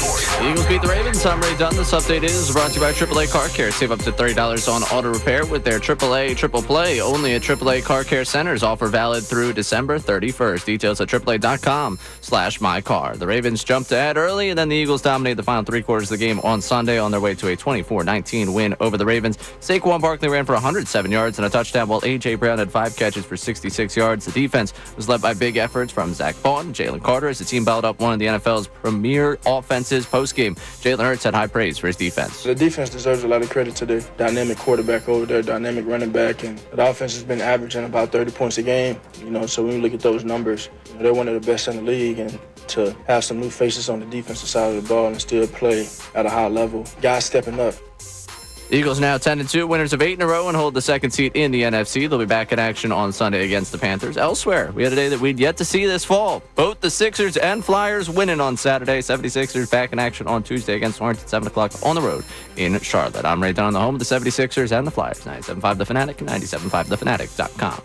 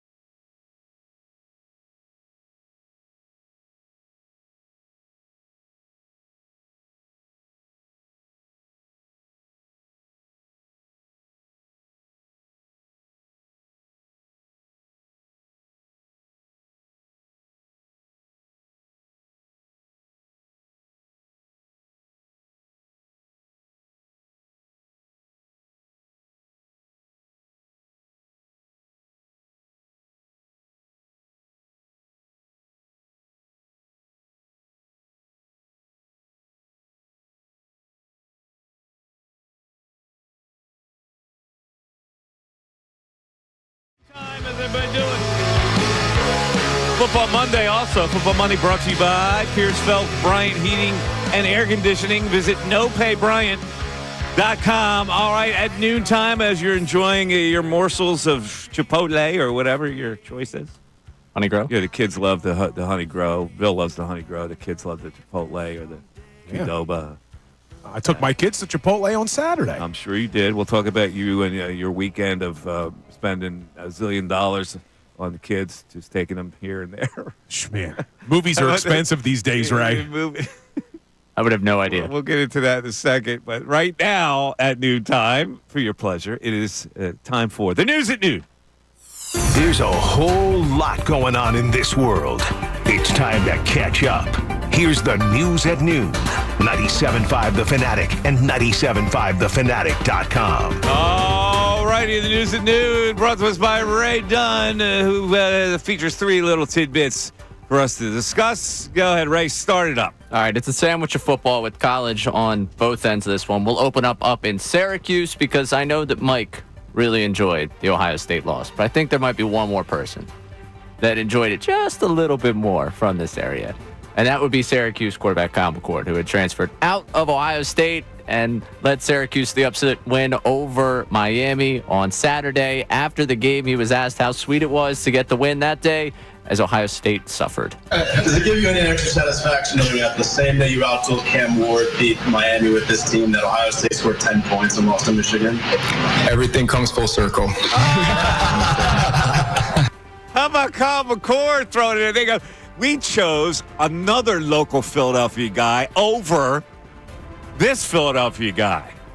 And that guy failed. And look at me. I'm riding high with new berth at Syracuse U. How about Kyle McCord from St. Joe Prep?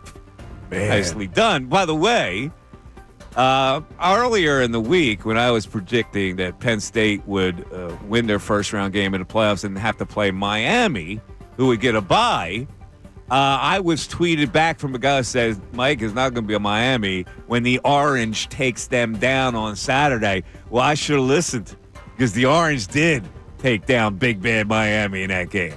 All right, next. Fran Brown also got a chance to say Dabo. That's right. Fran Brown, the head coach, former Temple assistant. Yes. All right, let's go to pro football for you. Steelers running back Najee Harris came up slow, was briefly kept out of their game on Sunday. Of course, that's something you ask about post-game. His response, not exactly what you would expect. Thanks. It's Thanksgiving. Pat's girlfriend, Jill, she made this fire-ass little banana thing, and I had too much. So I guess that I didn't know it affected me until that first drive. So I blame her. You shake it off and digest it, okay? Yeah, I got some oranges and that was good. She just made this fire-ass banana thing. It's like banana pudding is big. It's big on Thanksgiving for a lot of folks. Yeah. And so he had that fire-ass banana pudding thing. So then what? He had to go to the bathroom or he cramped? What was it? Seems like he cramps. Yeah, a little cramp going on there. A little indigestion. But you're blaming Thursday's meal on Sunday's slow start? But Ray, it was that fire-ass banana thing. Hey, man. Come on, man. Banana pudding, I'm all for it. You enjoy it on Thursday. Well, I don't know. I'm assuming it's banana pudding. It's just a fire-ass banana thing. I'm a big fan of banana cream pie. I like anything banana flavored. You like bananas and pancakes. I don't roll with that. Bananas are good. They're probably good. The health thing. And they give Bill the requisite potassium. Well, that's why per day, right? Yeah, he shouldn't be cramping. It should have helped him. The potassium helps you not cramp. See, there you go. Now Bill's we're got help the on this science one. all down. You see? Way to take the fun out of this one. But like, if you had blamed your energy Sunday on like a show, like, oh yeah, the turkey, the tryptophan still got me from Thursday, we call you crazy. Am I crazy for at least? I blame bad shows on food all the time, right? What's number 3? All right, number 3, I'll bite. I'll go back to Penn State. Play the song, Ray! Do you want the song first? So we'll play the song afterwards. No. Give me the item. I'll give you James Franklin defending the fact that his team scored late in that one. All right, let me set the situation up. Because they threw it the last play of the game. Bo Perbula, the backup quarterback, threw a touchdown pass in the end zone. And then afterwards, there was a real salty exchange from Franklin and Maryland coach Mike Loxley. Ironically, both of them coached on the same Maryland staff way back in the day, and it was not. And Loxley was not happy about it. So here was Franklin talking about it. At the end of the game, we throw a touchdown. I get it, but a couple things I will say. My job is to put the 3s and 4s in the game. But when the 3s and 4s get to go in the game, they get to play football. Those guys deserve to play football. Your 1s are in the game. You were trying to score. We're trying to score. On top of that, you're playing cover 0. If you don't want, play cover 2. So I'm good with it. And on top of that, there's also a change in college football. We are trying to play as long as we can, make the playoffs, and be seeded as high as possible. And scoring as many points and a point differential matters. All that matters. And if you don't get that, it's really not my problem. Oh, play the song now, Ray. I'm all pumped up with Jimmy Franklin. Come on, give it. There we go. Da, da, da, da. All right, let me just say this. Okay? You beat a 4-8 Maryland team. Let me just say this. Maryland can't beat Penn State ever. All right. In fact, I just got a text from my buddy Frank Isola right before that we went through this item. Frank, who does the morning show on NBA radio, Sirius, texted me, how about your boy James Franklin passing on the final play for a TD and a blowout win? He's a Maryland grad. So here's what I say to the Maryland people. Too small. Don't you tried to beat Penn State, you can't beat them. That said, I would have not thrown the touchdown pass. And when Franklin says the 3rd and 4th guys, teams deserve to score, no, they don't. That's why the 3rd and 4th. That's why they don't deserve the score. They're way down on the totem pole. So you finish out the game without a needless touchdown. So I agree that it was rubbing salt in the wound. And no, listen, don't justify it. All right? There's no way you should have thrown a touchdown pass on the final play of the game. All right? No. I don't care who was in the game. No, it's ridiculous. And we've talked about this before. I think there's unwritten rules that you don't run up the score. But in certain situations, Franklin would be right. When your 3rd and 4th stringers are in there, you still may be throwing the ball. There was only 4 seconds left in the game. You're up 38-7. You just run the ball. Clock runs out. You win the game 38-7. Yeah. That now, was the point differential. He's got a point. But the 3rd and 4th stringers, when they go in there, they deserve to play football. No, they don't. That's why the 3rd and 4th stringers. Wait, they'll get their day when they move up to 2nd and 1st teams. Then they can play football. That's the way I look at it. Because they're 3rd and 4th stringer, it doesn't mean that you have to score a touchdown. Unfortunately for them, they're 3rd and 4th stringers. So they don't deserve anything, Bill. Nah, and I don't know. Franklin just annoys me, too, getting his chest out. That's not my problem. He annoys you. Penn State annoys you because you won't admit that you had this inferiority complex with the big, bad Penn State football player engulfing the state, including tiny little Gettysburg. For me to have an inferiority complex, it would mean Penn State had to have done something in my life. When was the last time they won a national title? Stop it. Stop trying to veil your jealousy. There is zero jealousy. Jealousy over here. I get jealousy in the booth with this guy over here. I played that for you so you could celebrate a second time on this show. But you still have jealousy. Oh, stop it. They have not won. Penn State hatred that goes on in this office that I got to put up with every day. Ray, have you got ever? A Rutgers guy and Dylan over here. Yeah. Too small, Dylan. Too small. People from Maryland and Pitt. Ray. Too small. Ray, how many national titles has Penn State won during your lifetime? 0. 0, Mike. So if they have an inferiority complex, they have to have done something. Okay. Well, then why do you still have an inferiority complex? I don't. You're in a comfortable spot. They don't win national championships. You should root for them to win a national championship. Do you? No. You know why I root for them? Because I want to see your joy. Oh, stop. I want to see you happy, Michael. They're not going to win one this year either. In fact, they're not going to beat Oregon next week. I keep things perfectly in perspective. But when it comes to this nonsense jealousy, that's where I go outside the blocks. But why would people be jealous of a team that hasn't won a title? You don't notice that there's this Penn State hater faction out there? You don't notice that? They haven't won a title in 30 years. Stop it. How could you be jealous of a team that hasn't won a championship? Because of this perception that they're snooty and they're they're above board and they're this and they're that. You hear it every day from Kincade, for crying out loud. MBD said being jealous of Penn State football is like being jealous of Derek White's hairline. MBD is also jealous of Penn State. It's normally for the people who got the letter in the mail said, we decline your admission to Penn State University. Ray, can you bring in the acceptance letter that you told them you didn't want to go? 632. He doesn't have it. Yes, he does. Neither does Kincade, who told me he got accepted to Penn State. I dared Kincade to produce that. Ray Dunn's bringing his in. Didn't we just say we had a picture of that? Who? Me, my acceptance. We already dispelled you this had one. 1,500 on your SAT. I'm sure you got accepted, and for some reason you chose Temple. But guys like Kincade, don't fib to me.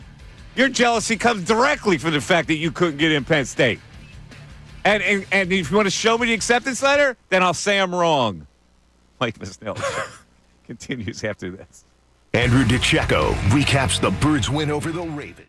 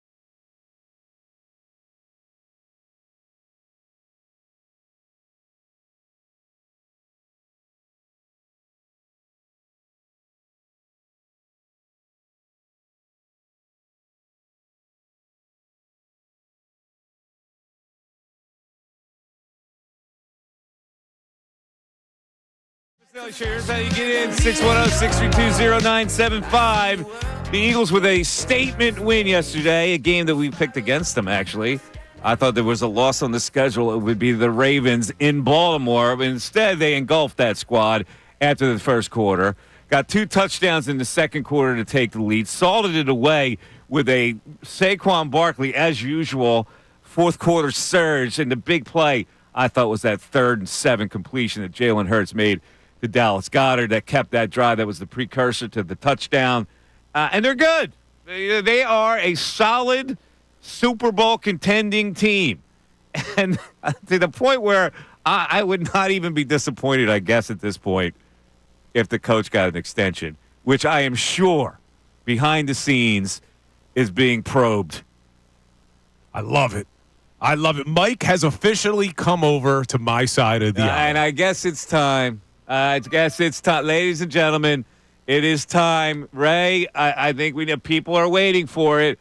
So can we kick it now? This is making Bill's day, and people are anticipating every day when we come in on a Monday. People anticipate this now as part of their everyday Monday. So here we go.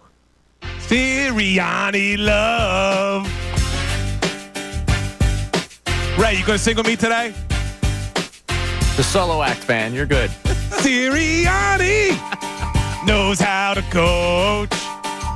Sirianni knows how to coach. In the city of brotherly love, he keeps on winning. He keeps on winning. Come on, Ray.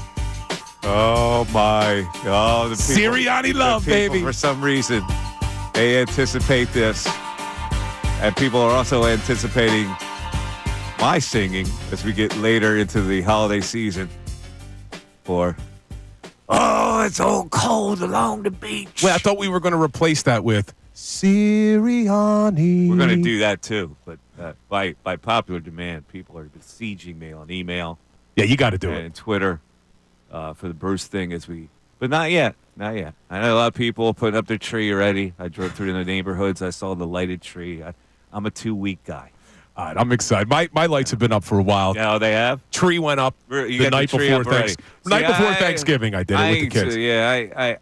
I'm a 2-weeker. 2 weeks before Christmas is a safe area for me. Yeah, but with the kids. And then you do it a week after. It's a 3-week jaunt for me. So I did it with the kids on Wednesday night before Thanksgiving. Now, let me explain something to you about my Christmas depravity. We never were allowed to buy a real tree. This is like sometimes you feel, you can when I recreate my upbringing, you can psychologically analyze me on what I am.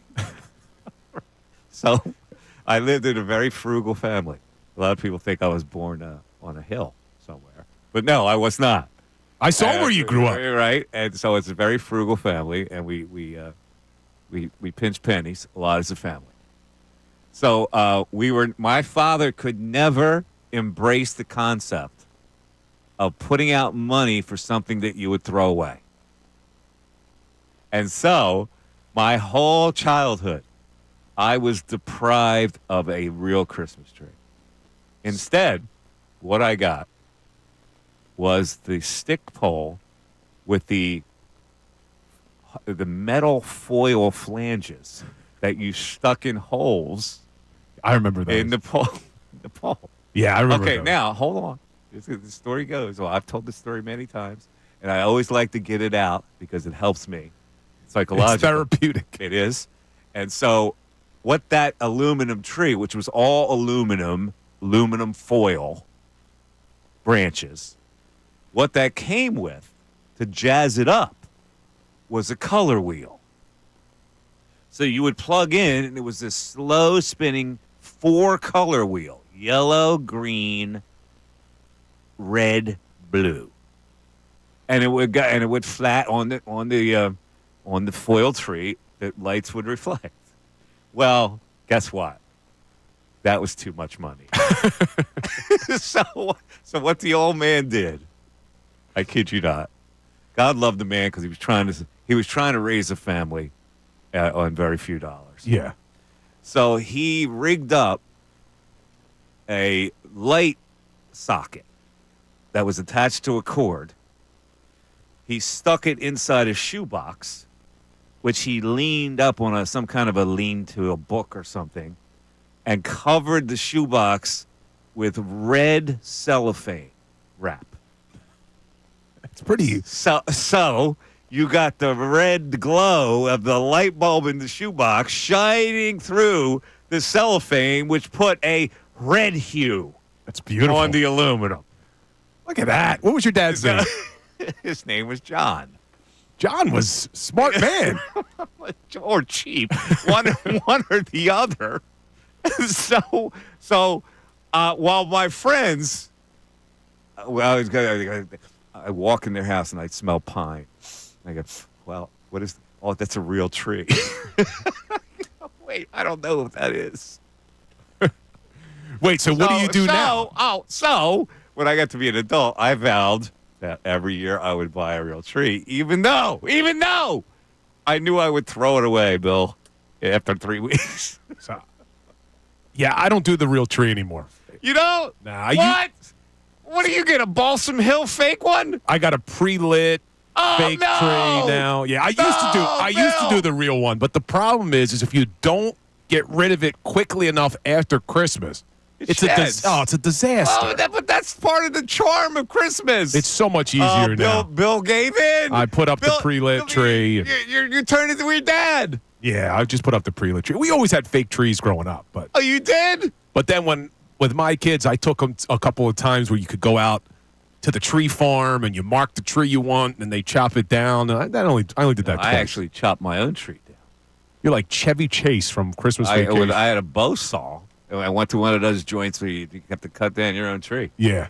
Miserable experience. Yeah, it's terrible. It's terrible. The pre-lit tree has gotten so much better now, too. Like, I have remote control. I could change it from color to white. Hold on a second. You're trying to justify this fake tree stuff? It's so much better, man. Come on, man. If you get a good... The whole fun is setting up the Christmas tree, putting the lights on yourself, putting the ornaments on that you collect year after year. Yeah, that's fun. I still do that. But you got a pre-lit tree. All right, so the final straw for me with the real tree. I got a real tree, put it up. You're supposed to let it sit for like a day or two before you decorate it. I'm decorating it. And then all of a sudden, a humongous bug flew out of the tree, startled me to the point where I fell backwards over a chair. I almost broke my leg. I'm like, I don't need this. I don't need this anymore. And you could put up the fake tree earlier. Like, I couldn't put up a real tree Wednesday night before Thanksgiving. The thing would be dead by Christmas. Right. What's your opinion of this? Billy Tough Guy. Freaked out by a bug. A bug comes in like it startled me, right? Like I'm jumping on a chair when a mouse goes by over here. Six protein shakes a day, and he can't take a bug coming out of his tree. Muscle man, scared by a bug coming out of a tree. Now, with your dad being frugal, he never would have done what I did on Saturday, taking my kids to the movies. Well, let's hold that thought. It's time for a break. Yeah. Hey, Bill, here's the part of the radio thing when you look up at the clock and it says 12:26. What I was doing is...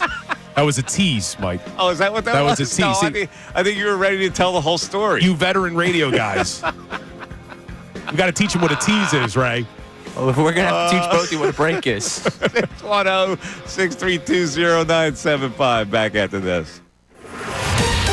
Fanatic Sports Update. Eagles beat the Ravens. I'm Ray Dunn. This update is brought to you by Family & Company Jewelers. Get your holiday shopping done and check off your whole list with one stop to Family & Company Jewelers, South Jersey's holiday diamond destination, Route 70 in Marlton, New Jersey, or online at FamilyJewelers.com. The Ravens jumped ahead early, and then the Eagles dominated the final three quarters of the game on Sunday on the way to a 24-19 win over Baltimore in Baltimore. Saquon Barkley ran for 107 yards and a touchdown, while A.J. Brown had 5 catches for 66 yards. The defense was led by big efforts from Zach Vaughn and Jalen Carter as the team bottled up one of the NFL's top offenses. Post-game, Jalen Hurts had high praise for his defense. The defense deserves a lot of credit to the dynamic quarterback over there, dynamic running back, and the offense has been averaging about 30 points a game.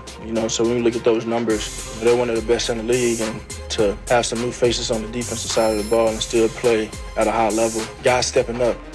That they certainly did, as the Eagles are now 10-2, winners of 8 in a row, and hold the second seed in the NFC. They'll be back in action on Sunday against the Panthers. Elsewhere, we had a day that we had yet to see this fall. Both the 76ers and Flyers win on Saturday. 76ers back in action Tuesday against Lawrence at 7 o'clock on the road in Charlotte. This update's also brought to you by the U.S. Department of Veteran Affairs. Veterans exposed to toxins while serving at home or abroad may be eligible for VA care and disability payments. Apply now at choose.va.gov. I'm Ray Dunn on the home of the 76ers and the Flyers. 97.5 The Fanatic and 97.5thefanatic.com.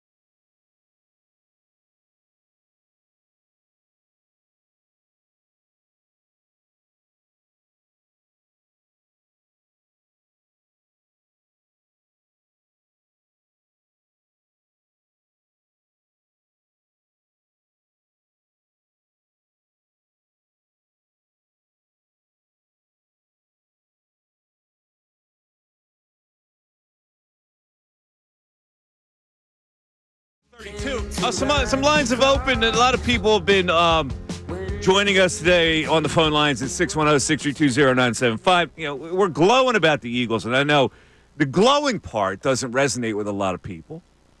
right? It's the losing part that resonates with people. The glowing part, people go, they're good. But we want to explore the methodology of why they're good. And they're good, they take over games. You know, when you have a team that is nonplussed by early snags, and there was an early snag in this game where the Ravens score quickly on the first couple of drives and all these penalties, and they couldn't move the ball and the whole bit. And then all of a sudden it just changes. They make adjustments, and they just take over the game. It's been really a characteristic of this team. And yesterday, against a really good team, they just disposed of them. They did. And I think the difference, though, is you talk about how losses resonate sometimes with the fan base wanting to react. But the difference right now is this has been a slow ascension for the Eagles in the fan base's eyes because of the way the season ended last year and then the way it started at 2-2 and it didn't always look great.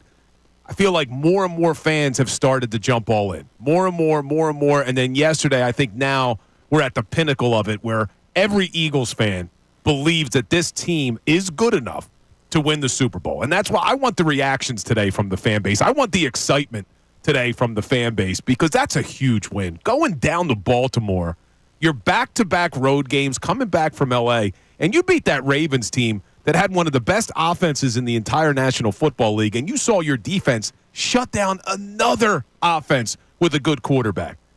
This team is legit, Mike, and I want that excitement from our fan base right now. And, of course, we're talking about a possible extension for this head coach that a lot of people, including me, ready to bail out on. So do you do it now? Now, a lot of people say, don't do it. Don't jinx it. Right? If you do it now, you jinx it. Well, yeah, that's one side of it. The other side is you get in early, and you keep this familial feel going. Because Bill has always been, well, they play for this guy, and he's got a really good rapport with the team. You disagree with me now? They certainly play for this guy. Are you not seeing it week after week with this team? I'm not going to sit here and criticize him in any form right now. I'm not going to go as far as you with the syrup tap. But I think that keeping the familiar thing is very important, and it may gild them even more as they go into this important part of the season. Now, we're talking about the coach, but I want to talk about the quarterback for a second because are you a little surprised or maybe concerned? Jalen Hurts finishes the game 11 of 19 for 118. In the second half, 2 of 5 for 14 yards. That's it. You were going up against the Ravens pass defense that was 31st in the NFL. 2 of 5 for 14 yards. Now, I'm not concerned about it. I think that Jalen is playing very well. He's not putting the ball in harm's way. He's not playing turnover-worthy football, which is great. And he's helping lead this team. He does what he has to do. You mentioned it earlier. Makes that great pass to Dallas Goedert on a 3rd and 7 late in the game. He's ran for a couple of first downs at really, really important times. But does anybody have concerns about Jalen Hurts? No, I don't, because I believe the best thing you can do as a team is be true to yourselves. And they're true to themselves, but this way, the way they're playing, this formula that they're using is true to themselves. So, no, I don't get concerned. Now, if he had to pass the ball more, I guess he could do it. But I don't worry about that part of it because they are what they are. Their strength and what they do is better than every other team except maybe the one they'll play in the NFC title game. Yeah, I'm with you on that, Mike, too, because I'm talking about how that Ravens defense was 31st against the pass. This was by far, and we pointed this out last week, by far the best rushing defense the Eagles have faced all season and probably the best that they will face leading all the way up to a Super Bowl if they get there. The Ravens were only giving up 3.5 yards a carry. They were only giving up 78 rushing yards a game. And through the first 3 quarters, it looked like what you've seen from the Ravens all year. They held the Eagles pretty much as limited as you could hold that offense. And then the Eagles just go off in the fourth quarter. I mean, that offensive line just wears teams down. So, and this is a recipe for January, isn't it? I mean, you look at January, if the Eagles can host, they're going to hopefully get at least 3 home games if they're a 2 seed. They'll play the wild card here. They'll play the divisional here. No, they would only get 2. Yeah, get 2. And then the conference championship would be in Detroit.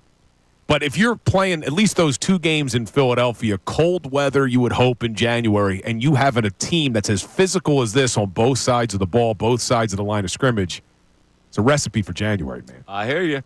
610-632-0975. By the way, reminder, the 12 o'clock hour is brought to us by Service First Heating and Air Conditioning, where you get 0% financing for 72 months, $500 rebate when you purchase a complete heating and cooling system from Service First. Learn more at servicefirsthvac.com. Let's go to the text board. Do we have any text lauding Bill's musical performance today, Ooh. Bill?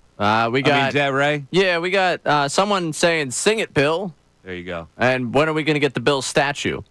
So that's Bill good. statue, I can tell you, will never happen under my watch. I will say that Joe in Jersey once again checked in with all caps. Make this stop. My ears. All right, my so God, get him auto-tune. See, I would think today would be where they wouldn't care about your tone. They just want to hear it. It's pretty mixed in the YouTube chat, too. Somebody asked, why does it never get better? That is a good, fair question. It's different perspective. You can hear bad songs on a good day. Yeah, you're right. Right?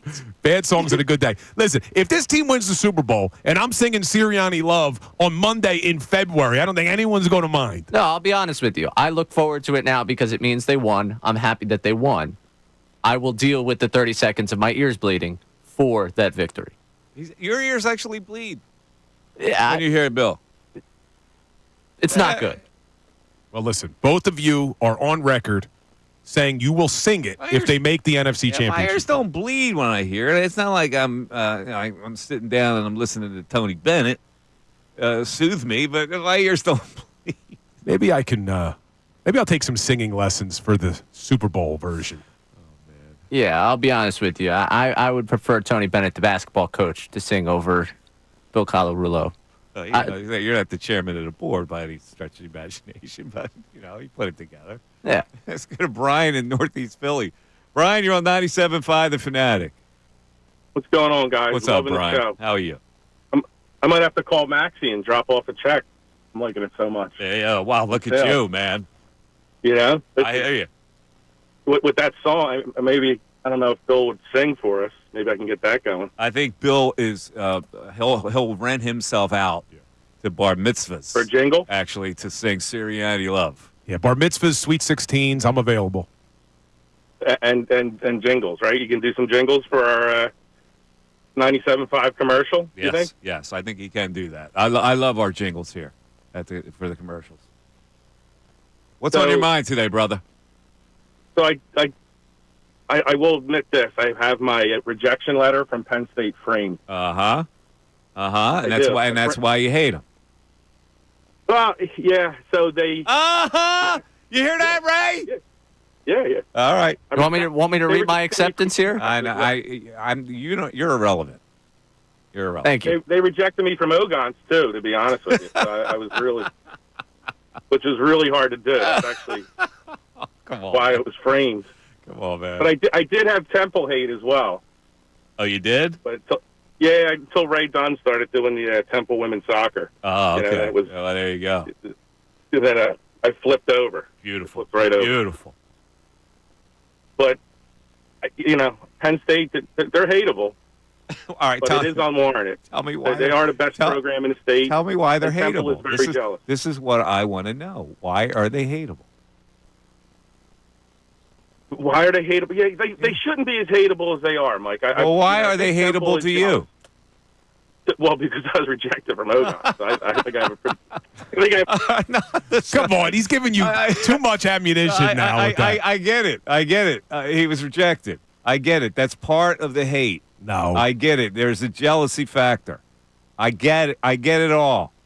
I think the reason that people hate on Penn State, and to be honest with you, I don't hate on Penn State, but it's people like you and graduates who make you want to hate them because they have this mentality what do you mean of people like me. This holier than thou. What if where have I gone holier than thou? My answer is only to the haters. I don't come up here and preach holier than thou. I have to put up. A guy come in. Kincade goes, why do you hate people? Well, they're insufferable. Well, why are they insufferable to you? They're insufferable to you because you're jealous. That's why they're insufferable. This is why I go, like the Penn State hate to me is misguided for foolish reasons. It's the chicken or the egg argument. Do people hate because they're jealous, or do people hate because graduates think they're jealous? Where have I been insufferable by Penn State? I'm the one who criticizes them for not being a national championship contender every year. I rip into them every year. Let me tell you why you've been insufferable. I'm going to use Ray as an example. Ray gets a 1540 on his SAT, can choose anywhere he wants to go to college, and you say to Ray, why would you apply to Penn State if you weren't going to go? Yeah. There's no way you got in there and didn't want to go to the greatest college I believe in the he got country. in there because I know what his SAT score is. Ray, there is a place for you in the John Curley Center for Sports Journalism. You will love it. Mary Hardeen. Oh, At he's that reading point, the letter, dean. Mike. He's reading the letter. Well, good for him. I'm not saying he has jealousy because he couldn't get in. I'm saying Ray decided to go to Temple. I think Ray would have had a much better college experience overall if he went away. Possibly. But Ray doesn't feel that way, and Ray is on it now. He is on a track now to be a play-by-play guy. But he didn't get the college experience that he needed or deserved. You're probably correct. No, you're not. But he would not have been here with us. Like So- you even got it. You went away to Gettysburg. My God, nobody knows where Gettysburg is. It's like 3.5 hours away. Yeah, it was a true college experience. Smaller school. Exactly. But a true college you went experience. away. You had to fend for yourself. You had to learn to do man things. But I told Ray you. didn't. I went somewhere totally different than where I grew up. To compare Oaks, Pennsylvania to North Philly is hilarious that you keep going down this path. The fact that Bill also, the true college experience is taking a 3-hour car ride to go to a Taco Bell is also hilarious. I'm so glad you guys got what you liked out of your college Look how stuff. mad we got Ray. It's just so funny to hear you talk about it like this is Temple from the 1950s where everyone commutes in. Ray, you had a bag of laundry, right? I did it myself because I had it my dorm room and I had it in my apartment. I think that's a fib. I think you went back to the Saturday, you went back to the homestead, and then you used Mom's washing machine. Why would I go home on Saturday in college? I don't know. You went home somewhere, and you took your damn laundry. Don't lie to me. I'm not lying to you. No, I told you before. I could went just home picture. on Sunday. You had a nice home-cooked meal at the parental unit. No, I watched an Eagles game in the city of Philadelphia on Sundays in college. Well, what'd you do in the spring? In the spring, I went out in the city because there's 1,000 things to do. The entire city is my oyster. I guess a guy from Oaks would love to experience the city. Yeah, I mean, when Ray went to Temple, all 35 people from the town went to the train station to send him off to the big city. Good luck. Good luck, Raymond. Listen, people, I'm just... Don't forget about us. I'm messing, all right? I'm having fun here, okay? Yeah, we're getting people worked up. We get people all worked up. Right here? Worked up? I'm having fun. We're busting Ray's onions a little bit. Yeah, someone in the YouTube chat said that we disrespect Ray too much. Just a little bit. We don't disrespect Ray. So, yeah, someone in the YouTube chat earlier came at me saying I disrespect Ray. I would never. We're over here, we're breaking balls, and all of a sudden you get freaking fresh. Was that Goodfellas? Yeah, of course. That's when, no, you're not all right, Spider. No. Isn't it that scene? No. It's when Billy Bats comes home. It's when when he stabs him with the pen. Stuff. You're so oblivious to these scenes in the Italian movies. I know. I got to go back. Let's go to Joe and Fox Chase. Joe, you're on 97.5 The Fanatic. Joe. Hey, Mike, Bill, Ray, how you guys doing? What's up, Joe? I got 3 quick points. Number one, in my opinion, I know the numbers don't say it, and people, the non-Jalen Hurts people will say, oh, he threw for what. You know what? I think it was one of his best games of the year. He managed it perfectly. His balls that he did throw were right on the money. He didn't turn the ball over. When he was rolling out and he didn't have anybody, he threw it away. I gave him an A+. It was one of his best games. That's point number one. Mm-hmm. Okay. Point number two, and remember, Joe from Fox Chase told you this. We will not play Detroit in the NFC title game. You know why? Because Detroit will not make it. Wow, bold prediction from Joe. Who they losing to, Joe? It doesn't matter. I don't know, but they will stumble. They're probably going to lose 1 or 2 more before it's over, but in the playoffs, they will stumble. Very disrespectful. You're very disrespectful. You're a Detroit hater. No, I'm not. Yeah, you're not giving them proper respect. Let's go, Joe. And here's my last point. All right, go.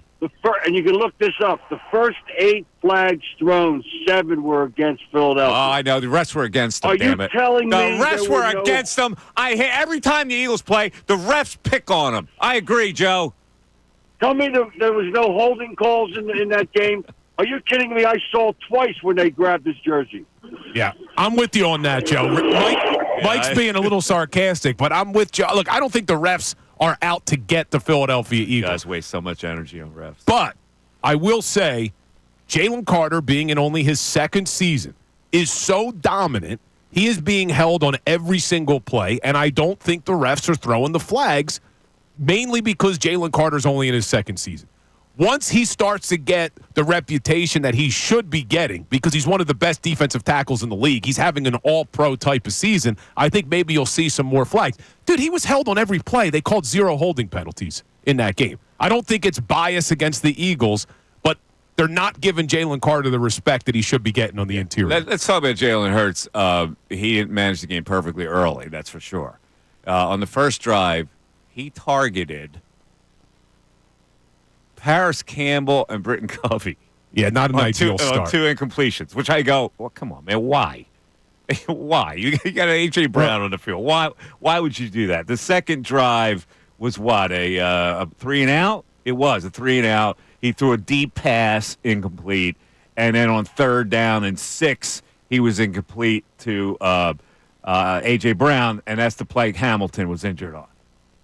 Yeah, I hated the way they Next came one out. was 3-and-out as well. So he didn't manage the game perfectly. Now, I didn't love what they did to start that game because first play of the game, they give Barkley the ball. He runs for 12. Then they throw to Paris Campbell, and then they design a play to Will Shipley, which I think was the only play of the game that Will Shipley was even in on offense. Yeah. And that's on your first drive. I didn't love the scripted plays. Then they go to Britton Covey on 3rd down. It was a weird start. But to the caller's point about Jalen, I don't think he was able to get into a rhythm in that 3rd quarter when you're only on the field for 6 plays, 3 minutes. And Joe makes a good point. He is doing what he needs to do to win these games. He made the most important pass of the game, in my opinion. To Dallas Goedert. Yes. That was a beautiful throw. And so if that's all you need to do in a particular game to win it, well, then you've had a good day. You haven't messed up anything. Your team gets stronger. You believe in what you're doing. You believe you can grind up the other team when it comes to the end. You don't have to be a hero quarterback every week to win games. If you make one good throw that determines the win, and I thought that Goddard did because and here comes Saquon, well, then you've had a good day. During this 8-game winning streak, Jalen's only averaging 20 pass attempts a game, which is just mind-blowing. I mean, if I would have told you today, you didn't watch the game, and I said, yeah, Ravens got the #1 rushing defense, and they held Jalen Hurts to 11 of 19 for 118, you would have said, yeah, they probably lost. Of course, and we're talking about how can he really improve? By not turning the ball over. Right? We said at the beginning of the year, how can he be the steady? Not turning the ball over. He didn't turn the ball over because they don't risk. They don't have to risk anything. They're too good to risk. 610-632-0975. Mike Missanelli Show returns. Fanatic Sports Update. Eagles beat the Ravens. I'm Ray Dunn. This update is brought to you by PayPal. Get exclusive cashback offers in the app, and with a PayPal debit card, stack 5% more in your chosen monthly category on up to $1,000 in purchases. Don't just pay, PayPal. The Ravens jumped ahead early, and then the Eagles dominated the final 3 quarters of the game on Sunday to get their 8th win in a row, 24-19 over the Ravens. Saquon Barkley ran for 107 yards and a touchdown, while A.J. Brown had 5 catches for 66 yards. Defense was led by big efforts from Zach Vaughn, Jalen Carter, as the team balled off one of the NFL's top offenses. Post-game, Jalen Hurts had high praise for his defense's performance. The defense deserves a lot of credit to the dynamic quarterback over there, dynamic running back, and the offense has been averaging about 30 points a game. So when you look at those numbers, they're one of the best in the league, and to have some new faces on the defensive side of the ball and still play at a high level, guys stepping up. Certainly played at a high level now, 10-2, second seed in the NFC. They will be back in action on Sunday against the Panthers. Elsewhere, we had a day on Saturday. We've yet to see this fall. Both the 76ers and Flyers winning on Saturday. Now the 76ers will be back in action Tuesday night against Lawrence at 7 o'clock on the road in Charlotte. I'm Ray Dunn on the home of the 76ers and the Flyers. 97.5 The Fanatic and 97.5thefanatic.com.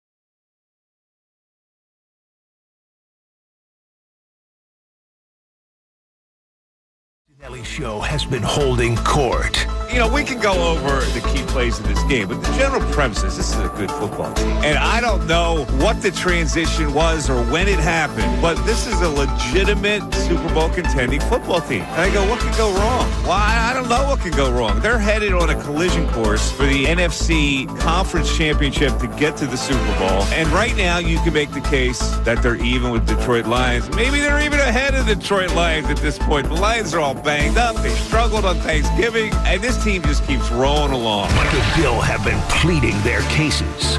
There were so many things that impressed me with this Philadelphia Eagles win yesterday. Let's start with the defense. It was one thing for this defense to shut down Deshaun Watson and the Cleveland Browns, Daniel Jones and the New York Giants. But now in the last 3 weeks, the Philadelphia Eagles held the Washington Commanders and Jaden Daniels to 10 points before a final drive that didn't matter. Matthew Stafford and the Los Angeles Rams to 14 points before a final drive that didn't matter. And now Lamar Jackson and one of the best offenses in the league with the Baltimore Ravens to 12 points before the final drive that didn't matter. And they've done this 8 wins in a row, a 10-2 start, winning games in Sao Paulo, New Orleans, New York, Cincinnati, Dallas, LA, Baltimore.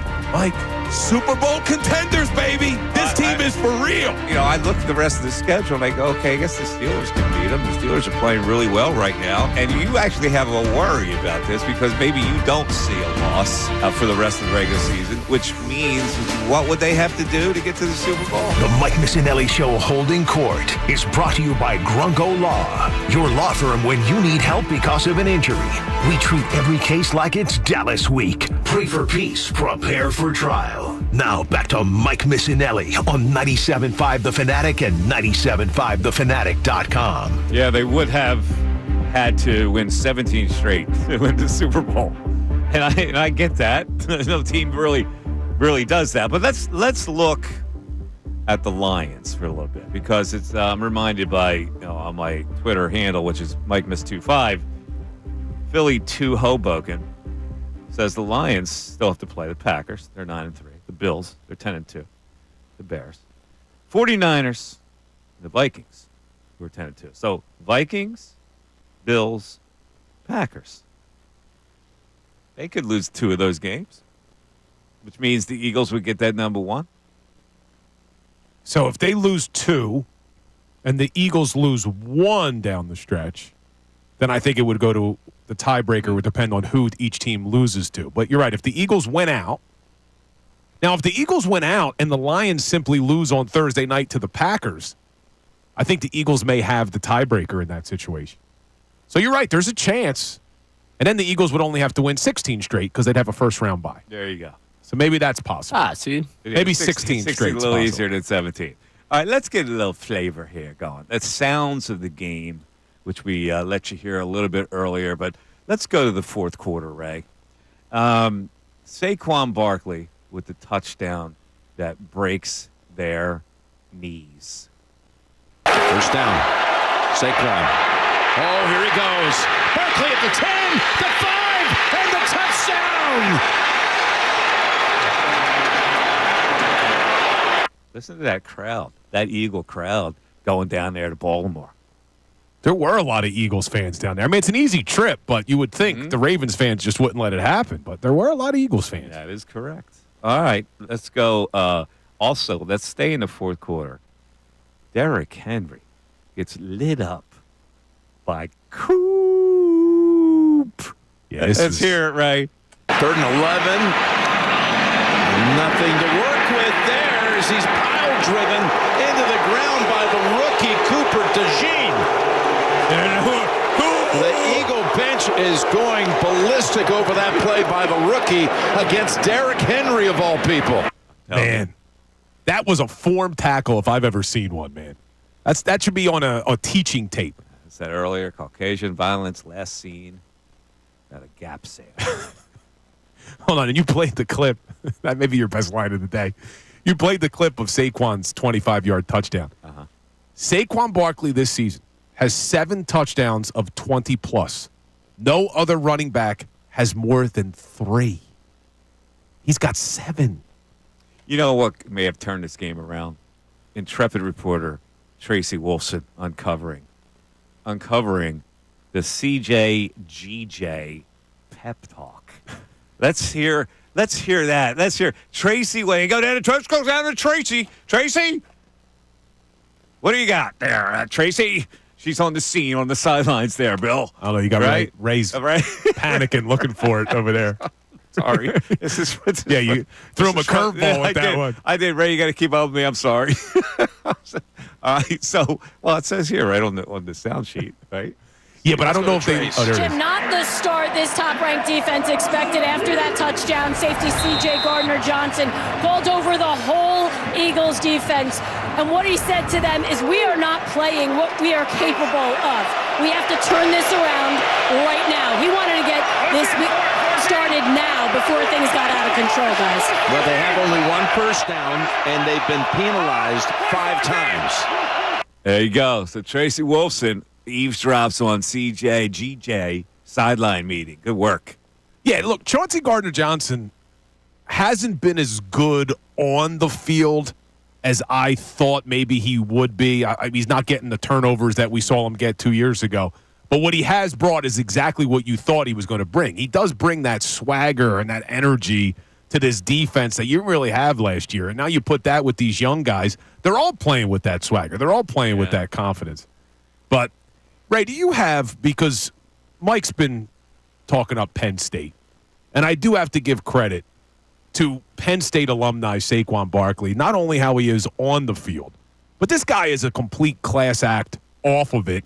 And there's a lot of players, Mike, that would say the right thing and not necessarily mean it. This guy means it. So he was asked about the MVP chants that he heard coming off the field. And his response is just... Is this with Tracy also? No, this was post-game, Ray. I think we have it. I mean, just listen to Saquon. This is the type of leadership on this team. Let's hear it. My mindset goes right into the locker room and enjoy the win, and then come in on Monday, get the work in, rehab, get my body ready, and get ready for the next game. And I believe that's Carolina back home. So I appreciate the MVP chant. So, it's great. But at the end of the day, the most important thing is winning football games. And I've been so locked in and so focused on my preparation and the way that I work throughout the week. There's a reason why I'm getting those chants. So if I continue to take care of that, when the season's over, we'll look up, see what happens. But at the end of the day, it's continue to get wins and put ourselves in position to go deep in and run the playoffs. I love this man. See, all Penn State grads have this special grace. You notice it with me every day, the special grace that I have of being Penn State bred. That's really funny because that's what Ray said to me during the break. He said, man, you could just feel the grace that Mike Missanelli has. I have total grace. Being a Penn State grad. Being a Penn State grad. But all sarcasm aside, the way last season ended, and you're coming back this year, and you lose Jason Kelsey, and you lose Fletcher Cox, and the questions are, well, where's the leadership going to come from? Saquon Barkley, not only what he's doing on the field, but what he's brought off the field. And you see Jalen Hurts having fun. You see Jalen Hurts smiling. I think a lot of that has to do with what Saquon Barkley has brought to this team. I love this guy. I love everything about him, and it still shocks me that the Giants let him out of their building. All right, well, we have Eric in Maplewood. And I want to get to him before the break. Eric, are you with us here? Hey, Mike. How are you, buddy? How you doing, Eric? I'm excellent. Your voice, I could already tell that you're just. I don't know. Hopefully we're going to keep it positive here. So, Mike, I'm going to hit on your points about Penn State versus Temple and the college experience. And I just want to give some background here, Mike. I listen to you guys. I like your show. I'm one of your fans. I'm not one of your detractors. So, all right. So, Mike, I'm 50 years old. I have a lot of friends who went to Penn State. I used to visit there. Love the place. Personally, I went to Hofstra in Long Island, and there is a campus there. It's obviously not as expansive as Penn State. But I would just argue that my college experience, I'm not going to say anything's better, but I'm going to say it was as good, if not better than Penn State, because I'm on this campus. I also have access to Manhattan. I'm going to different places. You went away to college. That was the key. I don't care that you didn't go to Penn. I think going away to college and you going to Hofstra and experience in New York City, that's a dimension that you learned and made you grow as a human. That's all I'm saying. Okay, well, what about Ray? Okay, then maybe I'm missing something. The Ray example with Temple, did he not live there or did he commute? Oh, he lived there. But it's still, it's like you're living at home, Really, Okay, you're not far away from home. Eric, you think North Philly and Oaks, Pennsylvania are the same thing, right? It's not the North Philly That's thing. where Listen, that's where I kind of take issue with Mike. Like when he says about the college experience. Like I'm sure Ray still I still did my own laundry. I get what you're saying, Mike. About you went away. You went away. Okay. That's all I'm saying. Okay, That's all I'm right. saying. I So think maybe I would- think it's very important for people to go away. Now, most of the time, I'm breaking Ray's balls. Okay. I get it. Yeah, you know, sure. I'm just I latch onto this because I hear of the people that went to college here always have this Penn State hatred. And so I play with that, and I go, yeah, that's because blah, blah, blah. But, you know, I'm just busting their stones. Got it. But could I just add one more thing that I just observed with some of my friends who are still, like, my best friends to this day with their college experience at Penn State? A lot of them did fraternities there, right?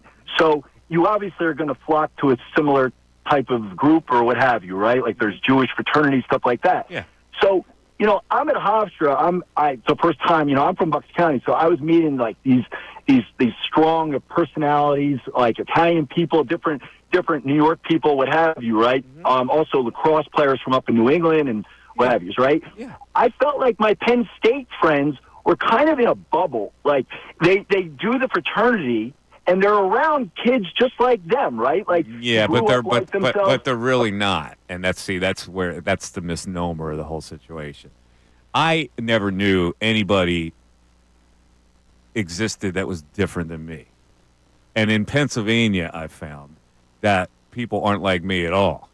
In this state, they're not like me at all. I never knew those kind of people existed. That's what I learned about different people. There's nobody like you, though. Do you agree with that, right? I had to learn about rural people. I had to learn about Pittsburgh people. Yeah, a little Now, bit these are different. things that I had to learn about, that people were different than me. That shaped my college experience more than anything, meeting different people. Well, Ray certainly met different people at Temple. I mean, going from Oaks, Pennsylvania to Temple is a big change, wouldn't you say, Ray? I would, but we have to take a break. I'm not. Ray gets very upset about this that. fight is. He has to get very upset about The Eagles are 10-2. Yeah, he wants to move on. 610-632-0975. We have a lot of texts that we're going to go over. And, you know, the Sixers won, and so did the Flyers. And I got a Flyer little tidbit that bugged me a little bit. Look at you wanted to talk some hockey. No, I'm looking forward to it. It's not about hockey. It's about a promotion that the Flyers put out there. I'll hear it on the other side. All right, so Mike Missanelli Show continues. Monday.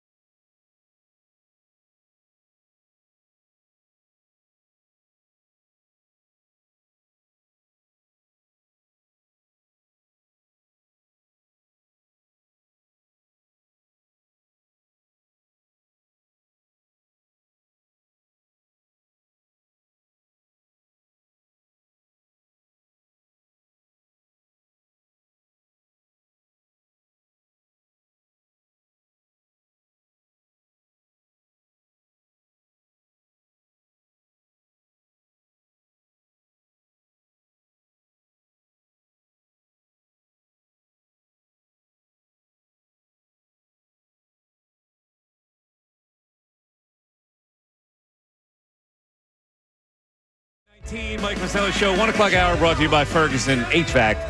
Ryan Conklin, attention HVAC contractors for equipment, parts, and supplies for every heating and cooling job.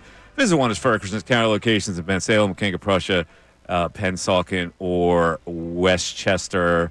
All righty, I got the Flyers and the Sixers, so we broadcast both of them.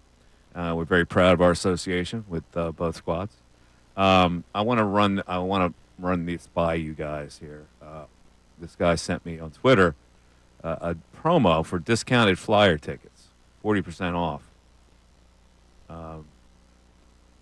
And it's a promo code. What's the promo code? The promo code is Guido. No, it's not. Is it? Yes. Based off of what? Why Guido? I don't know, but there's the promo code right there. You see it? It's got a barcode. The promo code is Guido. Now, no. Dude, I'm looking at it right now. The discounted Flyer tickets, Sportsmanship scholarship, scan or code to view the select seating packages and enter promo code below to obtain discount. So you got a bunch of games here that are listed, and the promo code is Guido. Now, are we supposed to be offended by that? Is that like an inappropriate promo code? It's just a little bit. because there are people named Guido, but it also is a slang term for Italians. So would that be considered poor form? I'm just asking. Is that a violation? This is sent to me by Twitter follower Paulie Black.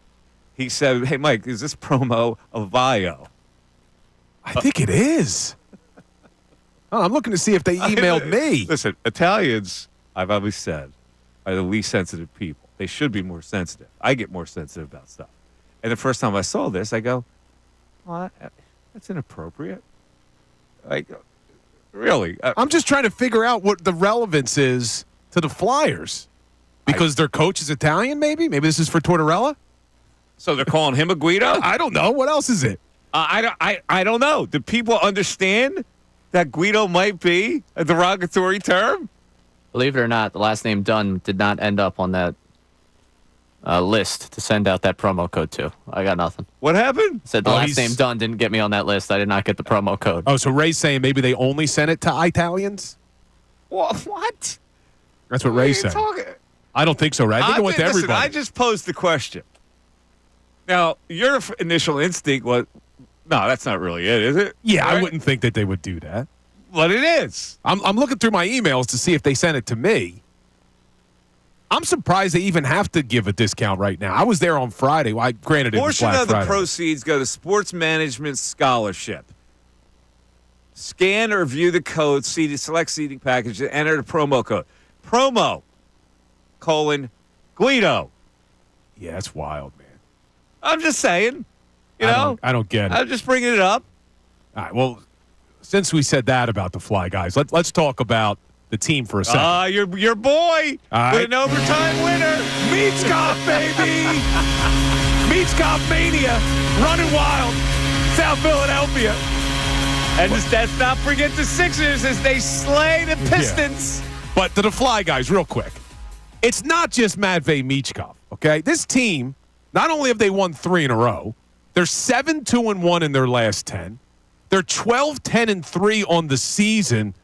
Do I dare say playoffs is a possibility for the Flyers? Beating the Rangers. That was a monster win for them. So I was down there on Friday. The energy at the Wells Fargo Center was awesome. It was the closest it's been to a playoff game in a long time because you had some Rangers fans mixed in. So the Flyers fans were being loud intentionally because of the Rangers. It was an awesome game, and the Flyers came out buzzing. But this team right now, you got to give them a lot of credit, especially to the goalie coach. Obviously, Carter Hart had his issues. He's not on the team. Erson's been hurt. You got Fedotov and Kolosov, who I thought should have been in the minors right now, playing on their heads. I don't know. All right. Michkov. And anyway, I don't know if that promo is real or not, but if it is, Yeah, that's pretty interesting. Maybe somebody made it up. Who knows? All right, let's move on to this because Ray posed the question, a football question, on Twitter. And apparently a listener wanted our take, Bill. So, Ray, what was the dumb football question that you posed on Twitter? It was the end of the first half where I said baseball decided the intentional walk pitches were a waste of our time. Could football do the same with the formality of kneeling it down with less than 5 seconds left in the half? Very small gripe, just my thought. Steve Lauder can you bring this up on the show tomorrow? So I want to get your takes on it for Steve. All right, what was this again? Repeat this one. I'm trying to make sure I get this straight. Baseball decided the intentional walk pitches, throwing the 4 balls was a waste of our time. Yeah. Could football do the same? Because I'm sitting there waiting for them with 3 seconds left at the end of the first half to kneel it down when everyone knows they're about to kneel it down. No, and here's why. A snap could be fumbled. Yeah. Well, I mean, I guess technically so could a pitch be wild, right? For Ray's argument. Right. That was originally I wasn't going to tweet it because I was like, yeah, you could fumble a snap, but then I thought someone could try and step into a pitch that they didn't get it far enough outside. The pitch could go wild. Things could go wrong on the baseball side of things as well. Yeah, I mean, things could go wrong, but I don't know. I don't agree with the analogy. Sitting through 4 pitches is in a game that's timeless that they want to make quicker. I think that was a beneficial change. It was all about making the game quicker. So, no, it does seem stupid, but you still have a chance to like body up a guy and maybe get a false start. Or, I don't know. There's still a way the defense can benefit. Yeah, I don't think it'll be comparable. Good thought though, Ray. That is a good thought there, Ray. Thank you. Every once in a while. Yeah, for a Temple guy. Anyway. Uh-oh. No, we're not going down that road. No, Ray gets lit up. I'm not going anywhere near that anymore. I'm not saying anything. Ray gets a little lit up. I'm just breaking his balls a little bit. Right away, he's getting freaking fresh. He is. But anyway, now talk to me, Ray, about you get screwed in. This is the Ray segment. Ray, oh, awesome, great. You got screwed in fantasy football. I nearly did. Nearly did. Thank All right, goodness. Explain this. Is Josh? It involves Josh Allen. And I think this happened to probably a number of our listeners last night. Josh Allen, that touchdown we played around the NFL, where he throws it to Cooper and gets it pitched back to him, got credit for 2 touchdowns, for the pass and then scoring it off the pitch. Yes. That in fantasy counted for 2 touchdowns. It did? Yes. I didn't see that. So a lot of people upset. For me, it's the reason I only won by like 1.5 and compared to 6 or 7 point. Last night I was watching this is how my team gets screwed this week. I'm livid. Big week for me personally. Rivalry week in that league. So wait a minute. The continuity is not destroyed. It goes down as 2 touchdowns, even though the pass was flipped back to him. It goes down as 2 touchdowns for him. Like he threw the touchdown pass? He threw the touchdown. But he really didn't throw the touchdown pass. But he had the forward motion of the pass. He threw it. The guy it's like a hook and ladder. Yeah. So he's the recipient of the ladder. So I guess he gets credit for the touchdown catch and the touchdown pass. But it wasn't a throw for a touchdown. It was the flip back for the touchdown. Yeah, but because he threw it, and it's a one-handed catch, and then becomes a lateral. Like, why would that be a touchdown pass? Yeah, you're equating it to if the receiver would have fumbled it and he picks it up and runs it in, it's a fumble recovery for a touchdown. Right. But I think because the ball never touches the ground, if I ran just a straight hook and ladder, like Hurts throws the ball to A.J. Brown, A.J. Brown pitches it to Saquon Barkley, Barkley takes it in for the touchdown, I think that's a Hurts touchdown throw. Right, Ray? I think that's how it would get marked statistically. That's stupid. It is, but I'm curious if anyone out there, I nearly got screwed by it. I managed to save it. I'm curious if there's anyone livid today that found themselves screwed by that 2 touchdown rule. That is the oddest thing ever. It really is. That shouldn't happen. All right. Coming down the home stretch, we'll love to take your calls. We got Tom in Alabama that's been hanging. We got a bunch of texts yet to get to. 610-632-0975. Mike Missanelli Show on a Football Monday. Back after this. Fanatic Sports Update. Eagles beat the Ravens. I'm Ray Dunn. This update is brought to you by Popeyes. It's football season in Philly, so you got to have some grub. Popeyes says just the John for any fan of the birds. We're talking wings, baby, so fly to Popeyes, fly, and fill up on wings in 7 delicious flavors. Ravens jumped ahead early, and then the Eagles dominated the final 3 quarters of the game on Sunday on the way to a 24-19 win over the Ravens. Saquon Barkley ran for 107 yards and a touchdown. A.J. Brown, 5 catches for 66 yards. The defense was led by big efforts from Zach Bone and Jalen Carter. The team balled up one of the NFL's top offenses. Post-game, Jalen Hurts had high praise for his defense. The defense deserves a lot of credit to the dynamic quarterback over there, dynamic running back, and the offense has been averaging about 30 points a game. So when you look at those numbers, they're one of the best in the league, and to have some new faces on the defensive side of the ball and still play at a high level, guys stepping up. Eagles now 10-2, winners of 8 in a row, and hold the 2nd seed in the NFC. They'll be back in action on Sunday against the Panthers. Elsewhere, we had a day that we'd yet to see this fall. On Saturday, both the 76ers and Flyers won. 76ers back in action Tuesday against the Hornets at 7 o'clock on the road in Charlotte. This update's also brought to you by Ace Hardware Home Services. Got a leaky pipe, having issues with your heat? At Ace Hardware Home Services, they're around the block with everything you need to fix it. They've got the pros to keep your home humming all year long. Ace Hardware Home Services. I'm Ray Dunn, the home of the 76ers and the Flyers. 97.5 The Fanatic and 97.5thefanatic.com.